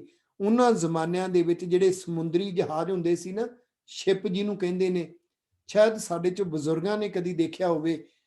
ਮੈਂ ਆਪਣੀ ਜ਼ਿੰਦਗੀ ਦੇ ਵਿੱਚ ਉਹ ਕਦੀ ਸਮੁੰਦਰ ਵਿੱਚ ਤੇ ਨਹੀਂ ਦੇਖਿਆ, ਪਰ ਉਸ ਨੂੰ ਮਲੇਸ਼ੀਆ ਦੇ ਮਿਊਜ਼ੀਅਮ ਦੇ ਵਿੱਚ ਜ਼ਰੂਰ ਰੱਖਿਆ ਹੋਇਆ। ਪਨਾਂਗ ਤੋਂ ਬਾਅਦ ਉੱਪਰ ਇੱਕ ਸਟੇਟ ਹੈ, ਉਸ ਸਟੇਟ ਦੇ ਵਿੱਚ ਇੱਕ ਸ਼ਹਿਰ ਹੈ ਸੁੰਗੇ ਪਟਾਨੀ। ਉਹਦੇ ਸੁੰਗੇ ਪਟਾਨੀ ਦੇ ਬਾਹਰ ਇੱਕ ਮਿਊਜ਼ੀਅਮ ਹੈ। ਉਸ ਮਿਊਜ਼ੀਅਮ ਦੇ ਵਿੱਚ ਮੈਂ ਦੇਖਿਆ, ਉਸ ਜਹਾਜ਼ ਦੇ ਉੱਪਰ ਸ਼ਿਪ ਜਿਹੜੀ ਹੁੰਦੀ ਸੀ, ਇੱਕ ਉੱਚਾ ਲੰਬਾ ਜਿਹੜਾ ਬਾਂਸ ਹੁੰਦਾ ਸੀ, ਬਾਂਸ ਦਾ ਜਿਹੜਾ ਬਹੁਤ ਵੱਡਾ, ਜਿਹਨੂੰ ਬੰਝ ਕਹਿ ਦਿੰਦੇ ਹਾਂ, ਉਹਦੇ ਤੇ ਕੱਪੜਾ ਬੰਨਿਆ ਹੁੰਦਾ ਸੀ। ਉਹ ਦੋ ਪਾਸਿਆਂ ਤੋਂ, ਉੱਪਰੋਂ ਇੱਕ ਹੁੰਦਾ ਸੀ, ਹੇਠਾਂ ਤੋਂ ਦੋ ਪਾਸਿਆਂ ਤੋਂ ਬੰਨਿਆ ਹੁੰਦਾ ਸੀ। ਉਹ ਪਤਾ ਕਿਸ ਵਾਸਤੇ ਹੁੰਦਾ ਸੀ? ਉਹ ਸ਼ਿਪ ਚੱਲਦਾ ਪਤਾ ਕਿਵੇਂ ਹੁੰਦਾ ਸੀ? ਜਿੱਧਰ ਨੂੰ ਜਾਣਾ ਹੈ, ਜਦੋਂ ਉਧਰ ਨੂੰ ਹਵਾ ਚੱਲਦੀ ਹੁੰਦੀ ਸੀ ਤਾਂ ਉਹ ਕੱਪੜੇ ਦੇ ਧੱਕ ਪੈਂਦੀ ਸੀ ਤੇ ਉਹਦੇ ਨਾਲ ਉਹ ਸ਼ਿਪ ਚੱਲਦੀ ਹੁੰਦੀ ਸੀ। ਤੇ ਉਸ ਸ਼ਿਪ ਦੇ, ਤੁਹਾਨੂੰ ਕਿਸੇ ਮਿਊਜ਼ੀਅਮ ਦੇ ਵਿੱਚ ਉਹ ਸ਼ਿਪ ਦੇਖਣ ਨੂੰ ਮਿਲੇ ਤਾਂ ਉਸ ਸ਼ਿਪ ਦੇ ਨਾਲ ਇੱਕ ਬਹੁਤ ਵੱਡਾ ਭਾਰੀ ਸੰਗਲ ਬੰਨਿਆ ਹੁੰਦਾ ਸੀ। ਪਤਾ ਕਿਉਂ? ਜਦੋਂ ਹਵਾ ਸਾਹਮਣੇ ਤੋਂ ਆਉਂਦੀ ਸੀ, ਕਿਤੇ ਉਹ ਧੱਕ ਕੇ ਪਿੱਛੇ ਨਾ ਲੈ ਜਾਵੇ, ਤੇ ਉਹ ਸੰਗਲ ਲਟਕਾ ਦਿੰਦੇ ਸੀ ਤਾਂ ਕਿ ਉੱਥੇ ਰੁਕਿਆ ਰਹਿੰਦਾ, ਡਿੱਕ ਡੋਲੇ ਖਾਂਦਾ। ਜਦੋਂ ਹਵਾ ਬਦਲੇਗੀ ਤੁਰੇਗਾ, ਗੁਰੂ ਅੰਗਦ ਦੇਵ ਜੀ ਮਹਾਰਾਜ ਉੱਥੇ ਭਾਈ ਜੀਵਾ ਜੀ ਨੂੰ ਕਹਿੰਦੇ ਨੇ, ਪਿਆਰਿਆ ਤੈਨੂੰ ਕੀ ਪਤਾ ਹੈ ਕਿ ਪਤਾ ਨਹੀਂ ਕਿੰਨੇ ਕੁ ਸ਼ਿਪ ਉਸ ਸਮੁੰਦਰ ਵਿੱਚ ਅਟਕੇ ਪਏ ਹੁੰਦੇ ਨੇ ਕਿ ਤੇਜ਼ ਹਵਾ ਚੱਲੇਗੀ ਕਿਨਾਰੇ ਲੱਗਾਂਗੇ। ਦੂਸਰੀ ਗੱਲ ਸਤਿਗੁਰੂ ਜੀ ਕਹਿੰਦੇ ਸੀ, ਇਹ ਵਾਹਿਗੁਰੂ ਪਿਤਾ ਜੀ ਦੇ ਚੋਜ ਹੁੰਦੇ ਨੇ, ਪਤਾ ਨਹੀਂ ਇਸ ਹਨੇਰੀ ਝੱਖੜ ਦੇ ਨਾਲ ਕਿਤਨਿਆਂ ਕੁ ਨੂੰ ਨੇ ਖੁਰਾਕਾਂ ਦੇਣੀਆਂ ਹੁੰਦੀਆਂ ਨੇ। ਇਸ ਲਈ ਰੱਬ ਦੇ ਅੱਗੇ ਕਦੀ ਇਦਾਂ ਨਹੀਂ ਕਹੀਦਾ ਕਿ ਇਦਾਂ ਕਰੋ, ਇਦਾਂ ਨਾ ਕਰੋ। ਸੱਚ ਜਾਣਿਓ, ਸਾਨੂੰ ਤਾਂ ਧਰਮ ਹੀ ਇਦਾਂ ਸਿਖਾਇਆ ਗਿਆ। ਫਿਰ ਕਿਤੇ ਆਪਾਂ ਵਿਚਾਰ ਕਰਾਂਗੇ ਭਾਣਾ ਕੀ ਹੁੰਦਾ ਹੈ। ਭਾਣਾ ਗੁਰੂ ਗ੍ਰੰਥ ਸਾਹਿਬ 'ਚ ਕਿੰਨੇ ਵਾਰੀ ਆਇਆ ਹੈ, ਕਿਹੜੇ ਕਿਹੜੇ ਕਨਸੈਪਟ ਵਿੱਚ ਆਇਆ ਹੈ, ਉਹਨਾਂ ਸ਼ਬਦਾਂ ਦੇ ਕਨਸੈਪਟ ਕੀ ਨੇ। ਇੱਕ ਦਿਨ ਆਪਾਂ ਟੋਟਲ ਵਿਚਾਰ ਗੁਰੂ ਗ੍ਰੰਥ ਸਾਹਿਬ ਜੀ ਦੀ ਇਸ ਪੱਖੋਂ ਕਰਾਂਗੇ। ਰੱਬ ਨੂੰ ਕੀ ਭਾਉਂਦਾ ਏ, ਮੇਰੀ ਜ਼ਿੰਦਗੀ, ਮੇਰੇ ਘਰ ਦਾ ਮਾਹੌਲ ਕਿਹੋ ਜਿਹਾ ਹੋਵੇ ਜਿਹੜਾ ਬੁੱਧਵਾਰ ਨੂੰ ਗੁਰੂ ਅੰਗਦ ਦੇਵ ਜੀ ਨੂੰ ਚੰਗਾ ਲੱਗੇਗਾ। ਮੈਂ ਇੱਕ ਸਵਾਲ ਸਾਹਮਣੇ ਰੱਖਾਂ, ਸਿਰ ਹਿਲਾ ਕੇ ਹਾਂ ਜਾਂ ਨਾ ਦਾ ਇਸ਼ਾਰਾ ਦੇਣਾ। ਜਿਸ ਘਰ ਦੇ ਵਿੱਚ ਪੁੱਤ ਨੇ ਬੁੱਧਵਾਰ ਨੂੰ ਗੁਰੂ ਅੰਗਦ ਦੇਵ ਜੀ ਨੂੰ ਯਾਦ ਨਾ ਕੀਤਾ, ਧੀ ਨੇ ਯਾਦ ਨਾ ਕੀਤਾ, ਮਾਪਿਆਂ ਨੇ ਯਾਦ ਨਾ ਕੀਤਾ, ਕੀ ਉਹ ਗੁਰੂ ਅੰਗਦ ਦੇਵ ਜੀ ਨੂੰ ਚੰਗੇ ਲੱਗਣਗੇ ਉਸ ਦਿਨ? ਸੋਚਿਓ ਜਰਾ। ਕਸੂਰ ਉਹਨਾਂ ਦਾ ਨਹੀਂ, ਉਹਨਾਂ ਨੂੰ ਚੇਤਨਾ ਨਹੀਂ ਜਗਾਈ ਗਈ। ਜਿਨ੍ਹਾਂ ਨੂੰ ਚੇਤਨਾ ਮਿਲ ਗਈ, ਜਿਨ੍ਹਾਂ ਨੂੰ ਹਲੂਣਾ ਮਿਲ ਗਿਆ, ਤੇ ਹੁਣ ਇਹ ਦੂਸਰਾ ਸਵਾਲ ਸਹਿਯੋਗ ਦੇਣਾ। ਜਿਹੜੇ ਘਰਾਂ ਵਿੱਚ ਉਸ ਦਿਨ ਕੜਾਹ ਪ੍ਰਸ਼ਾਦ ਦੀ ਦੇਗ ਬਣੇਗੀ, ਬਾਣੀ ਪੜ੍ਹੀ ਜਾਏਗੀ, ਬੱਚੇ ਅਰਦਾਸ ਕਰਨਗੇ, ਘਰ ਵਿੱਚ ਗੁਰੂ ਅੰਗਦ ਦੇਵ ਜੀ ਦਾ ਗੁਰਪੁਰਬ ਮਨਾਇਆ ਜਾਏਗਾ, ਗੁਰੂ ਅੰਗਦ ਦੇਵ ਜੀ ਨੂੰ ਚੰਗੇ ਲੱਗਣਗੇ ਉਹ ਪਰਿਵਾਰ? ਨੇਚਰਲੀ ਹੈ, ਬਹੁਤ ਚੰਗੇ ਲੱਗਣਗੇ। ਇਹ ਭਾਣੇ ਦਾ ਕਨਸੈਪਟ ਹੈ। ਗੁਰੂ ਜੀ ਨੂੰ ਕੀ ਭਾਉਂਦਾ ਏ, ਵਾਹਿਗੁਰੂ ਜੀ ਨੂੰ ਕੀ ਭਾਉਂਦਾ ਏ। ਉਸ ਤੋਂ ਇਲਾਵਾ ਇੱਕ ਹੋਰ ਗੁਰੂ ਕਾ ਗੁਰਸਿੱਖ, 3 ਗੁਰਸਿੱਖ ਗੁਰੂ ਅੰਗਦ ਦੇਵ ਪਾਤਸ਼ਾਹ ਜੀ ਦੇ ਕੋਲ ਆਉਂਦੇ ਨੇ। ਇੱਕ ਭਾਈ ਦੀਪਾ ਜੀ, ਇੱਕ ਭਾਈ ਨਰਾਇਣ ਦਾਸ ਤੇ ਇੱਕ ਭਾਈ ਬੂਲਾ ਜੀ। ਕਹਿਣ ਲੱਗੇ, ਸਤਿਗੁਰ ਸੱਚੇ ਪਾਤਸ਼ਾਹ ਜੀ, ਇਸ ਦੁਨੀਆ ਦੇ ਉੱਪਰ ਸ਼ਰੀਕੇ ਵਿੱਚ, ਆਪਣਿਆਂ ਵਿੱਚ ਜੈਲਸ ਈਰਖਾ ਬਹੁਤ ਹੈ, ਨਫ਼ਰਤ ਬਹੁਤ ਹੈ। ਔਰ ਮੈਂ ਬੇਨਤੀ ਕਰਾਂ, ਉਸ ਜ਼ਮਾਨੇ 'ਚ ਇੰਨੀ ਨਹੀਂ ਸੀ ਜਿੰਨੀ ਅੱਜ ਹੈ। ਕਿਸੇ ਦੀ ਕਮਾਈ ਦੇਖ ਕੇ, ਕਿਸੇ ਦੀ ਤਰੱਕੀ ਦੇਖ ਕੇ, ਕਿਸੇ ਦਾ ਸਤਿਕਾਰ ਦੇਖ ਕੇ ਬੰਦੇ ਦਾ ਮਨ ਜੈਲਸ ਵਿੱਚ ਆ ਜਾਂਦਾ ਹੈ। ਉਹਦੀ ਇੱਕ ਨਿਸ਼ਾਨੀ ਹਮੇਸ਼ਾ ਜ਼ਿੰਦਗੀ 'ਚ ਦੇਖਿਓ, ਜਦੋਂ ਕੋਈ ਕਿਸੇ ਤੋਂ ਜੈਲਸ ਹੋ ਗਿਆ ਨਾ, ਉਹਦਾ ਚੰਗਾ ਕੰਮ ਉਹਨੂੰ ਦਿਸਦਾ ਹੀ ਨਹੀਂ, ਉਹਦਾ ਪਰਉਪਕਾਰ ਉਸ ਨੂੰ ਦਿਸਦਾ ਹੀ ਨਹੀਂ। ਇਹ ਤਿੰਨੋਂ ਗੁਰਸਿੱਖ ਕਹਿਣ ਲੱਗੇ, ਸਤਿਗੁਰੂ ਜੀ, ਇਹ ਸਾੜਾ ਅੰਦਰ ਬਹੁਤ ਸਾਰੇ ਗੁਣਾਂ ਨੂੰ ਸਾੜ ਦਿੰਦਾ ਹੈ। ਇਹ ਈਰਖਾ ਦੀ ਅੱਗ ਬਹੁਤ ਕੁਝ ਸਾੜ ਦਿੰਦੀ ਹੈ। ਜਿਹਦੇ ਤੋਂ ਸਾਨੂੰ ਬਹੁਤ ਕੁਝ ਸਿੱਖਣ ਨੂੰ ਮਿਲਦਾ ਹੋਵੇ, ਜਿਹਦੇ ਤੋਂ ਸਾਨੂੰ ਬਹੁਤ ਪੱਖਾਂ ਤੇ ਸਹਿਯੋਗ ਮਿਲ ਸਕਦਾ ਹੋਵੇ, ਉਹਦੇ ਤੋਂ ਜੈਲਸ ਹੋ ਕੇ ਅੰਦਰੋਂ ਜੋ ਸਾੜ ਲੈਂਦੇ ਹਾਂ, ਇਸ ਤੋਂ ਬਚਿਆ ਕਿਵੇਂ ਜਾਵੇ।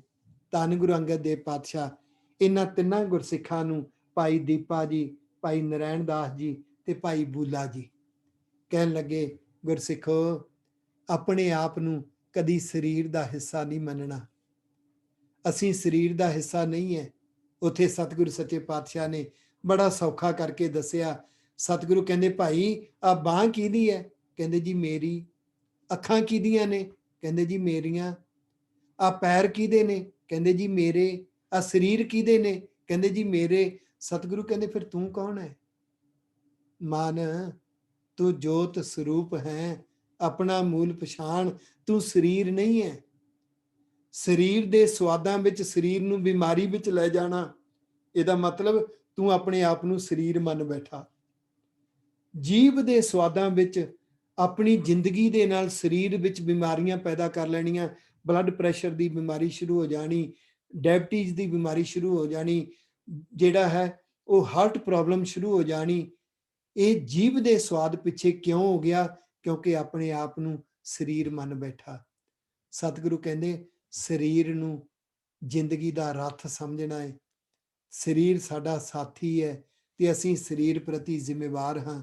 ਅਸੀਂ ਰੱਬ ਦੇ ਪੁੱਤਰ ਹਾਂ।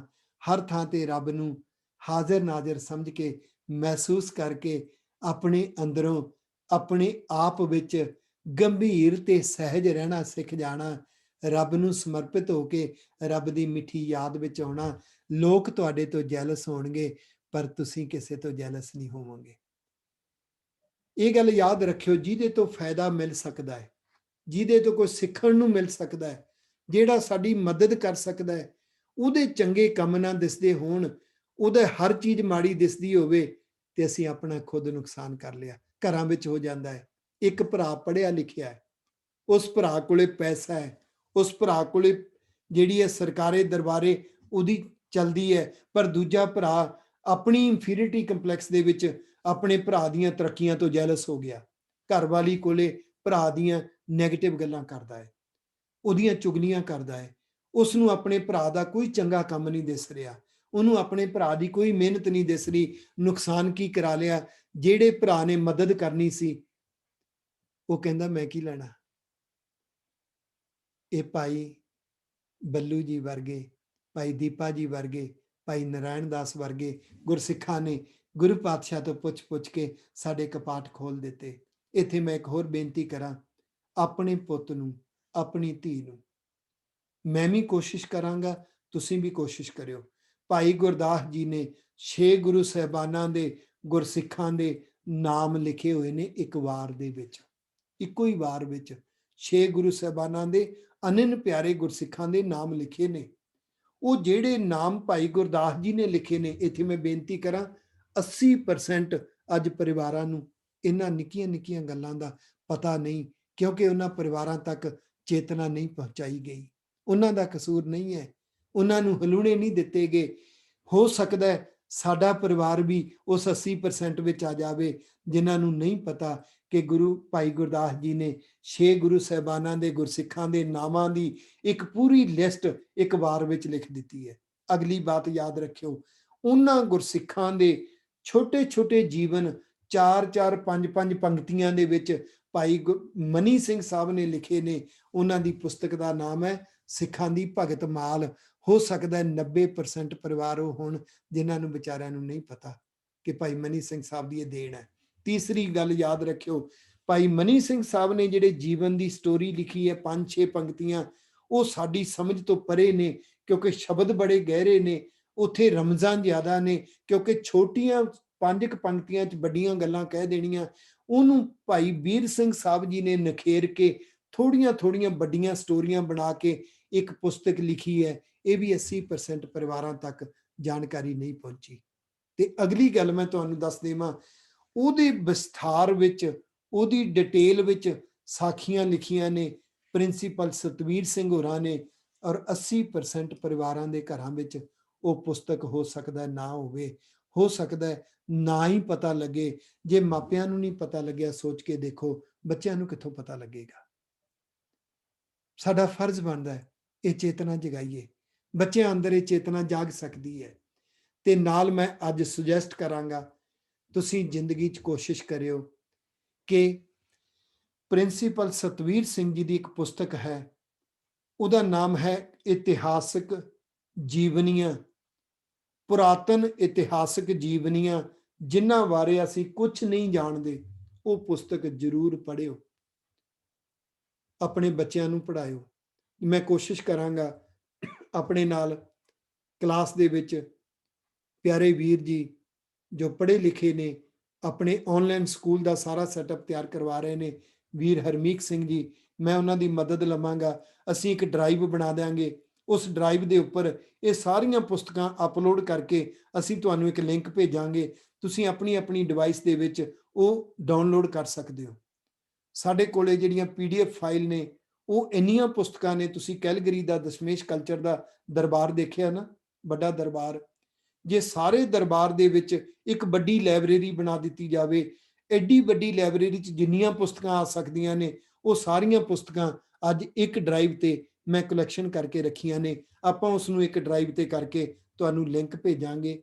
ਕੋਸ਼ਿਸ਼ ਕਰਾਂਗੇ 2 ਹਫ਼ਤਿਆਂ ਵਿੱਚ ਇਹ ਕੰਮ ਕਰ ਦਈਏ, ਤੇ ਲਿੰਕ ਭੇਜ ਕੇ ਉਹ ਤੁਸੀਂ ਪੁਸਤਕ ਪੁਰਾਤਨ ਇਤਿਹਾਸਕ ਜੀਵਨੀਆਂ, ਜਿਨ੍ਹਾਂ ਬਾਰੇ ਅਸੀਂ ਕੁਝ ਨਹੀਂ ਜਾਣਦੇ, ਜ਼ਰੂਰ ਪੜ੍ਹਿਓ। ਤੇ ਤੁਹਾਡੇ 'ਚੋਂ ਜਿਨ੍ਹਾਂ ਦੇ ਬੱਚੇ ਕਲਾਸਾਂ ਅਟੈਂਡ ਕਰਦੇ ਨੇ, ਉਹਨਾਂ ਨੂੰ ਪੜ੍ਹਾਉਣਾ ਸਾਡਾ ਫਰਜ਼ ਹੈ। ਉਹਨਾਂ ਨੂੰ ਅਸੀਂ ਪੜ੍ਹਾਵਾਂਗੇ, ਉਹਨਾਂ ਅੰਦਰ ਉਕਰਾਂਗੇ, ਆਪਾ ਵਾਰ ਦਿਆਂਗੇ ਗੁਰੂ ਦੀ ਤੜਫ ਦੇ ਵਿੱਚ, ਕਿਉਂਕਿ ਕਿਸੇ ਲਈ ਨਹੀਂ, ਆਪਣੇ ਗੁਰੂ ਲਈ। ਆਪਣੇ ਗੁਰੂ ਦੀਆਂ ਬਖਸ਼ਿਸ਼ਾਂ ਲਈ, ਕਿਉਂਕਿ ਬਖਸ਼ਿਸ਼ਾਂ ਲੈਣ ਵਾਸਤੇ ਤਾਂ ਆਪਾ ਵਾਰਨਾ ਪਵੇਗਾ। ਬਖਸ਼ਿਸ਼ ਕਦੀ ਮੁੱਲ ਨਹੀਂ ਮਿਲਦੀ। ਸਾਰੀ ਜ਼ਿੰਦਗੀ ਗੁਰੂ ਦੇ ਨਾਲ ਜੀਵਨ ਬਿਤਾਉਣ ਵਾਲੇ ਅਗਲੀਆਂ ਪੀੜ੍ਹੀਆਂ ਦੇ ਵਿੱਚ ਬਖਸ਼ਿਸ਼ਾਂ ਤੋਂ ਵਾਂਝੇ ਰਹਿ ਜਾਂਦੇ ਜੇ। ਸਤਿਗੁਰੂ ਰਹਿਮਤ ਕਰਨ ਇਹ ਜਿਹੜੀ ਕਲਾਸ ਹੈ ਇਸ ਵਾਸਤੇ ਰੱਖੀ ਗਈ ਕਿ ਸਾਨੂੰ ਹਲੂਣੇ ਮਿਲ ਸਕਣ, ਸਾਨੂੰ ਚੇਤਨਾ ਦੀਆਂ ਲਹਿਰਾਂ ਮਿਲ ਸਕਣ, ਤਾਂ ਕਿ ਆਪਾਂ ਸਾਰੇ ਯਤਨ ਕਰਕੇ ਬੱਚਿਆਂ ਅੰਦਰ ਬੀਜ ਬੀਜੀਏ, ਤਾਂ ਕਿ ਸਮੂਹਿਕ ਚੇਤਨਾ, ਕਲੈਕਟਿਵ ਕੌਨਸ਼ੀਅਸਨੈਸ ਪੈਦਾ ਕੀਤੀ ਜਾ ਸਕੇ। ਉਹ ਬੱਚੇ ਕਰਨਗੇ। ਉਹਦੇ ਲਈ ਸਾਨੂੰ ਗੁਰਬਾਣੀ ਦਾ ਪ੍ਰਚਾਰ, ਸਿੱਖੀ ਦਾ ਪ੍ਰਚਾਰ ਅਕੈਡਮਿਕ ਰੂਪ ਵਿੱਚ ਕਰਨਾ ਪਵੇਗਾ।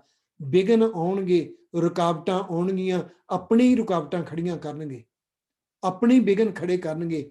ਸਿੱਖ ਕੌਮ ਕਦੇ ਨਾ ਹਾਰੇ ਜੇ ਸਿੱਖ ਸਿੱਖ ਨੂੰ ਨਾ ਮਾਰੇ। ਕਦੀ ਵੀ ਸਿੱਖ ਜਦੋਂ ਸਿੱਖੀ ਪ੍ਰਚਾਰ ਲਈ ਆਪਾ ਵਾਰੇਗਾ ਨਾ, ਬੇਗਾਨੇ ਗਿੱਟੇ ਨਹੀਂ ਖਿੱਚਣਗੇ, ਆਪਣੇ ਖਿੱਚਣਗੇ। ਕੋਈ ਗੱਲ ਨਹੀਂ, ਉਹਨਾਂ ਦੀਆਂ ਡਿਊਟੀਆਂ ਹੀ ਰੱਬ ਵੱਲੋਂ ਐਸੀਆਂ ਲੱਗੀਆਂ ਨੇ। ਉਹਨਾਂ ਆਪਣੀ ਬੇੜੀ 'ਚ ਬੱਟੇ ਪਵਾਉਣੇ ਹੁੰਦੇ ਨੇ, ਪਵਾਈ ਜਾਣੇ ਨੇ। ਆਪਾ ਵਾਰਨ ਵਾਲਿਆਂ ਨੇ ਜੂਝਣਾ।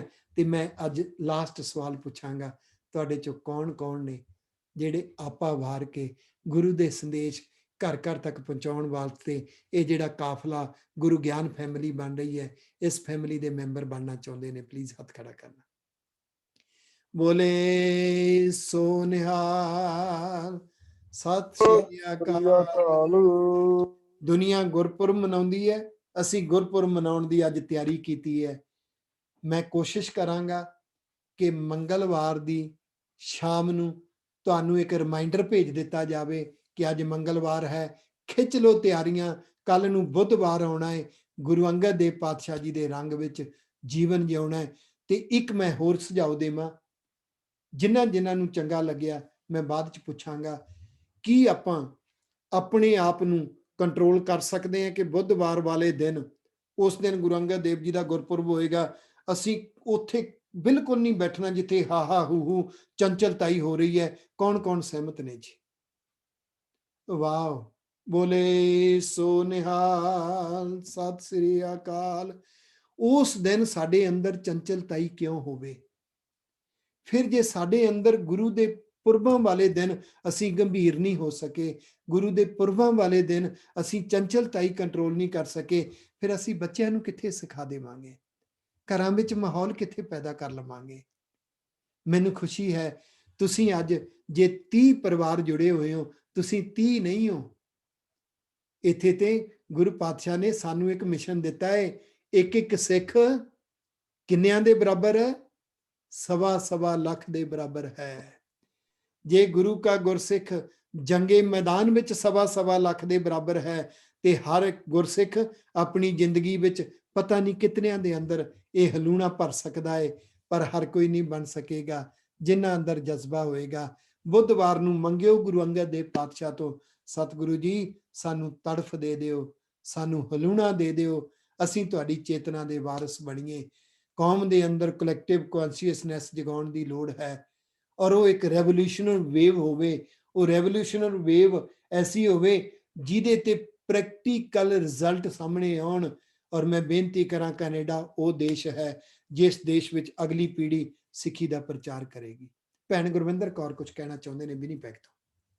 ਹਾਂਜੀ ਭੈਣਾ, ਮਾਈਕ ਔਨ ਕਰ ਲਓ, ਮਾਈਕ ਤੁਹਾਡਾ ਬੰਦ ਹੈ ਜੀ।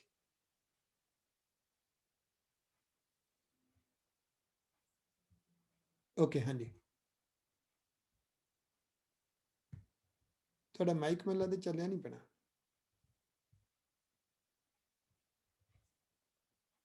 ਮੈਨੂੰ ਲੱਗਦੀ ਤੁਹਾਡੀ ਕਲਾਸ ਕੱਟ ਕੀ ਲੱਗਦੀ ਹੈ। ਓਕੇ, ਤੁਸੀਂ ਬੋਲ ਕੇ WhatsApp ਦੇ ਉੱਪਰ ਮੈਸੇਜ ਭੇਜ ਦੇਣਾ, ਠੀਕ ਹੈ। ਤੇ ਅੱਜ ਮੈਂ ਉਮੀਦ ਕਰਾਂਗਾ ਤੁਹਾਡੇ ਤੋਂ ਕਿ ਤੁਸੀਂ ਸਾਰੇ ਹੀ ਜਿਹੜਾ ਆਪਣਾ ਗਰੁੱਪ ਹੈ, ਓਕੇ ਗਰੁੱਪ ਤੇ ਤੁਸੀਂ ਨਹੀਂ ਪਾ ਸਕੋਗੇ ਕਿਉਂਕਿ ਅਸੀਂ ਉਹਨੂੰ ਬਲੌਕ ਕੀਤਾ ਹੋਇਆ, ਤੇ ਮੈਂ ਅੱਜ ਦਾ ਦਿਨ ਉਹਦਾ ਜਿਹੜਾ ਬਲੌਕ ਕੀਤਾ ਹੋਇਆ ਐਡਮਿਨ ਵਾਲਾ ਉਹਨੂੰ ਮੈਂ ਓਪਨ ਕਰਾਂਗਾ, ਤੇ ਤੁਸੀਂ ਅੱਜ ਉਸ ਗਰੁੱਪ ਤੇ ਅੱਧੇ ਘੰਟੇ ਬਾਅਦ ਅੱਜ ਦੀ ਫੀਡਬੈਕ ਬੋਲ ਕੇ ਜ਼ਰੂਰ ਭਰਿਓ। ਤੇ ਸੁਖਜਿੰਦਰ ਭੈਣ ਜੀ ਕਿਉਂਕਿ WhatsApp ਨਹੀਂ ਯੂਜ਼ ਕਰ ਰਹੇ, ਤੁਸੀਂ ਸਿਗਨਲ ਯੂਜ਼ ਕਰਦੇ ਹੋ, ਤੇ ਤੁਸੀਂ ਸਿਗਨਲ ਦੇ ਉੱਪਰ ਬੋਲ ਕੇ ਆਪਣੀ ਜਿਹੜੀ ਹੈ ਉਹ ਜ਼ਰੂਰ ਫੀਡਬੈਕ ਭੇਜਿਓ, ਤਾਂ ਕਿ ਸਾਰੇ ਇੱਕ ਦੂਸਰੇ ਦੀ ਫੀਡਬੈਕ ਸੁਣਨਗੇ, ਇੱਕ ਦੂਸਰੇ ਨੂੰ ਹੌਸਲਾ ਮਿਲੇਗਾ, ਤਾਂ ਕਿ ਅਸੀਂ ਕਲੈਕਟਿਵ ਕੌਨਸ਼ੀਅਸਨੈਸ ਵਾਸਤੇ ਆਉਣ ਵਾਲੀ ਪੀੜ੍ਹੀ ਦੇ ਲਈ ਇੱਕ ਕਾਫਲਾ ਬਣੀਏ, ਇੱਕ ਟੀਮ ਬਣੀਏ, ਗੁਰੂ ਗਿਆਨ ਫੈਮਿਲੀ ਦੇ ਮੈਂਬਰ ਬਣੀਏ। ਸਤਿਗੁਰੂ ਸੱਚੇ ਪਾਤਸ਼ਾਹ ਕਿਰਪਾ ਕਰਨ। ਤੁਹਾਡਾ ਸਾਰਿਆਂ ਦਾ ਬਹੁਤ ਬਹੁਤ ਧੰਨਵਾਦ ਜੀ। ਅਗਲੇ ਹਫਤੇ ਫਿਰ ਮਿਲਾਂਗੇ। ਮੰਗਲਵਾਰ ਨੂੰ ਤੁਹਾਨੂੰ ਰਿਮਾਈਂਡਰ ਪਹੁੰਚ ਜਾਏਗਾ।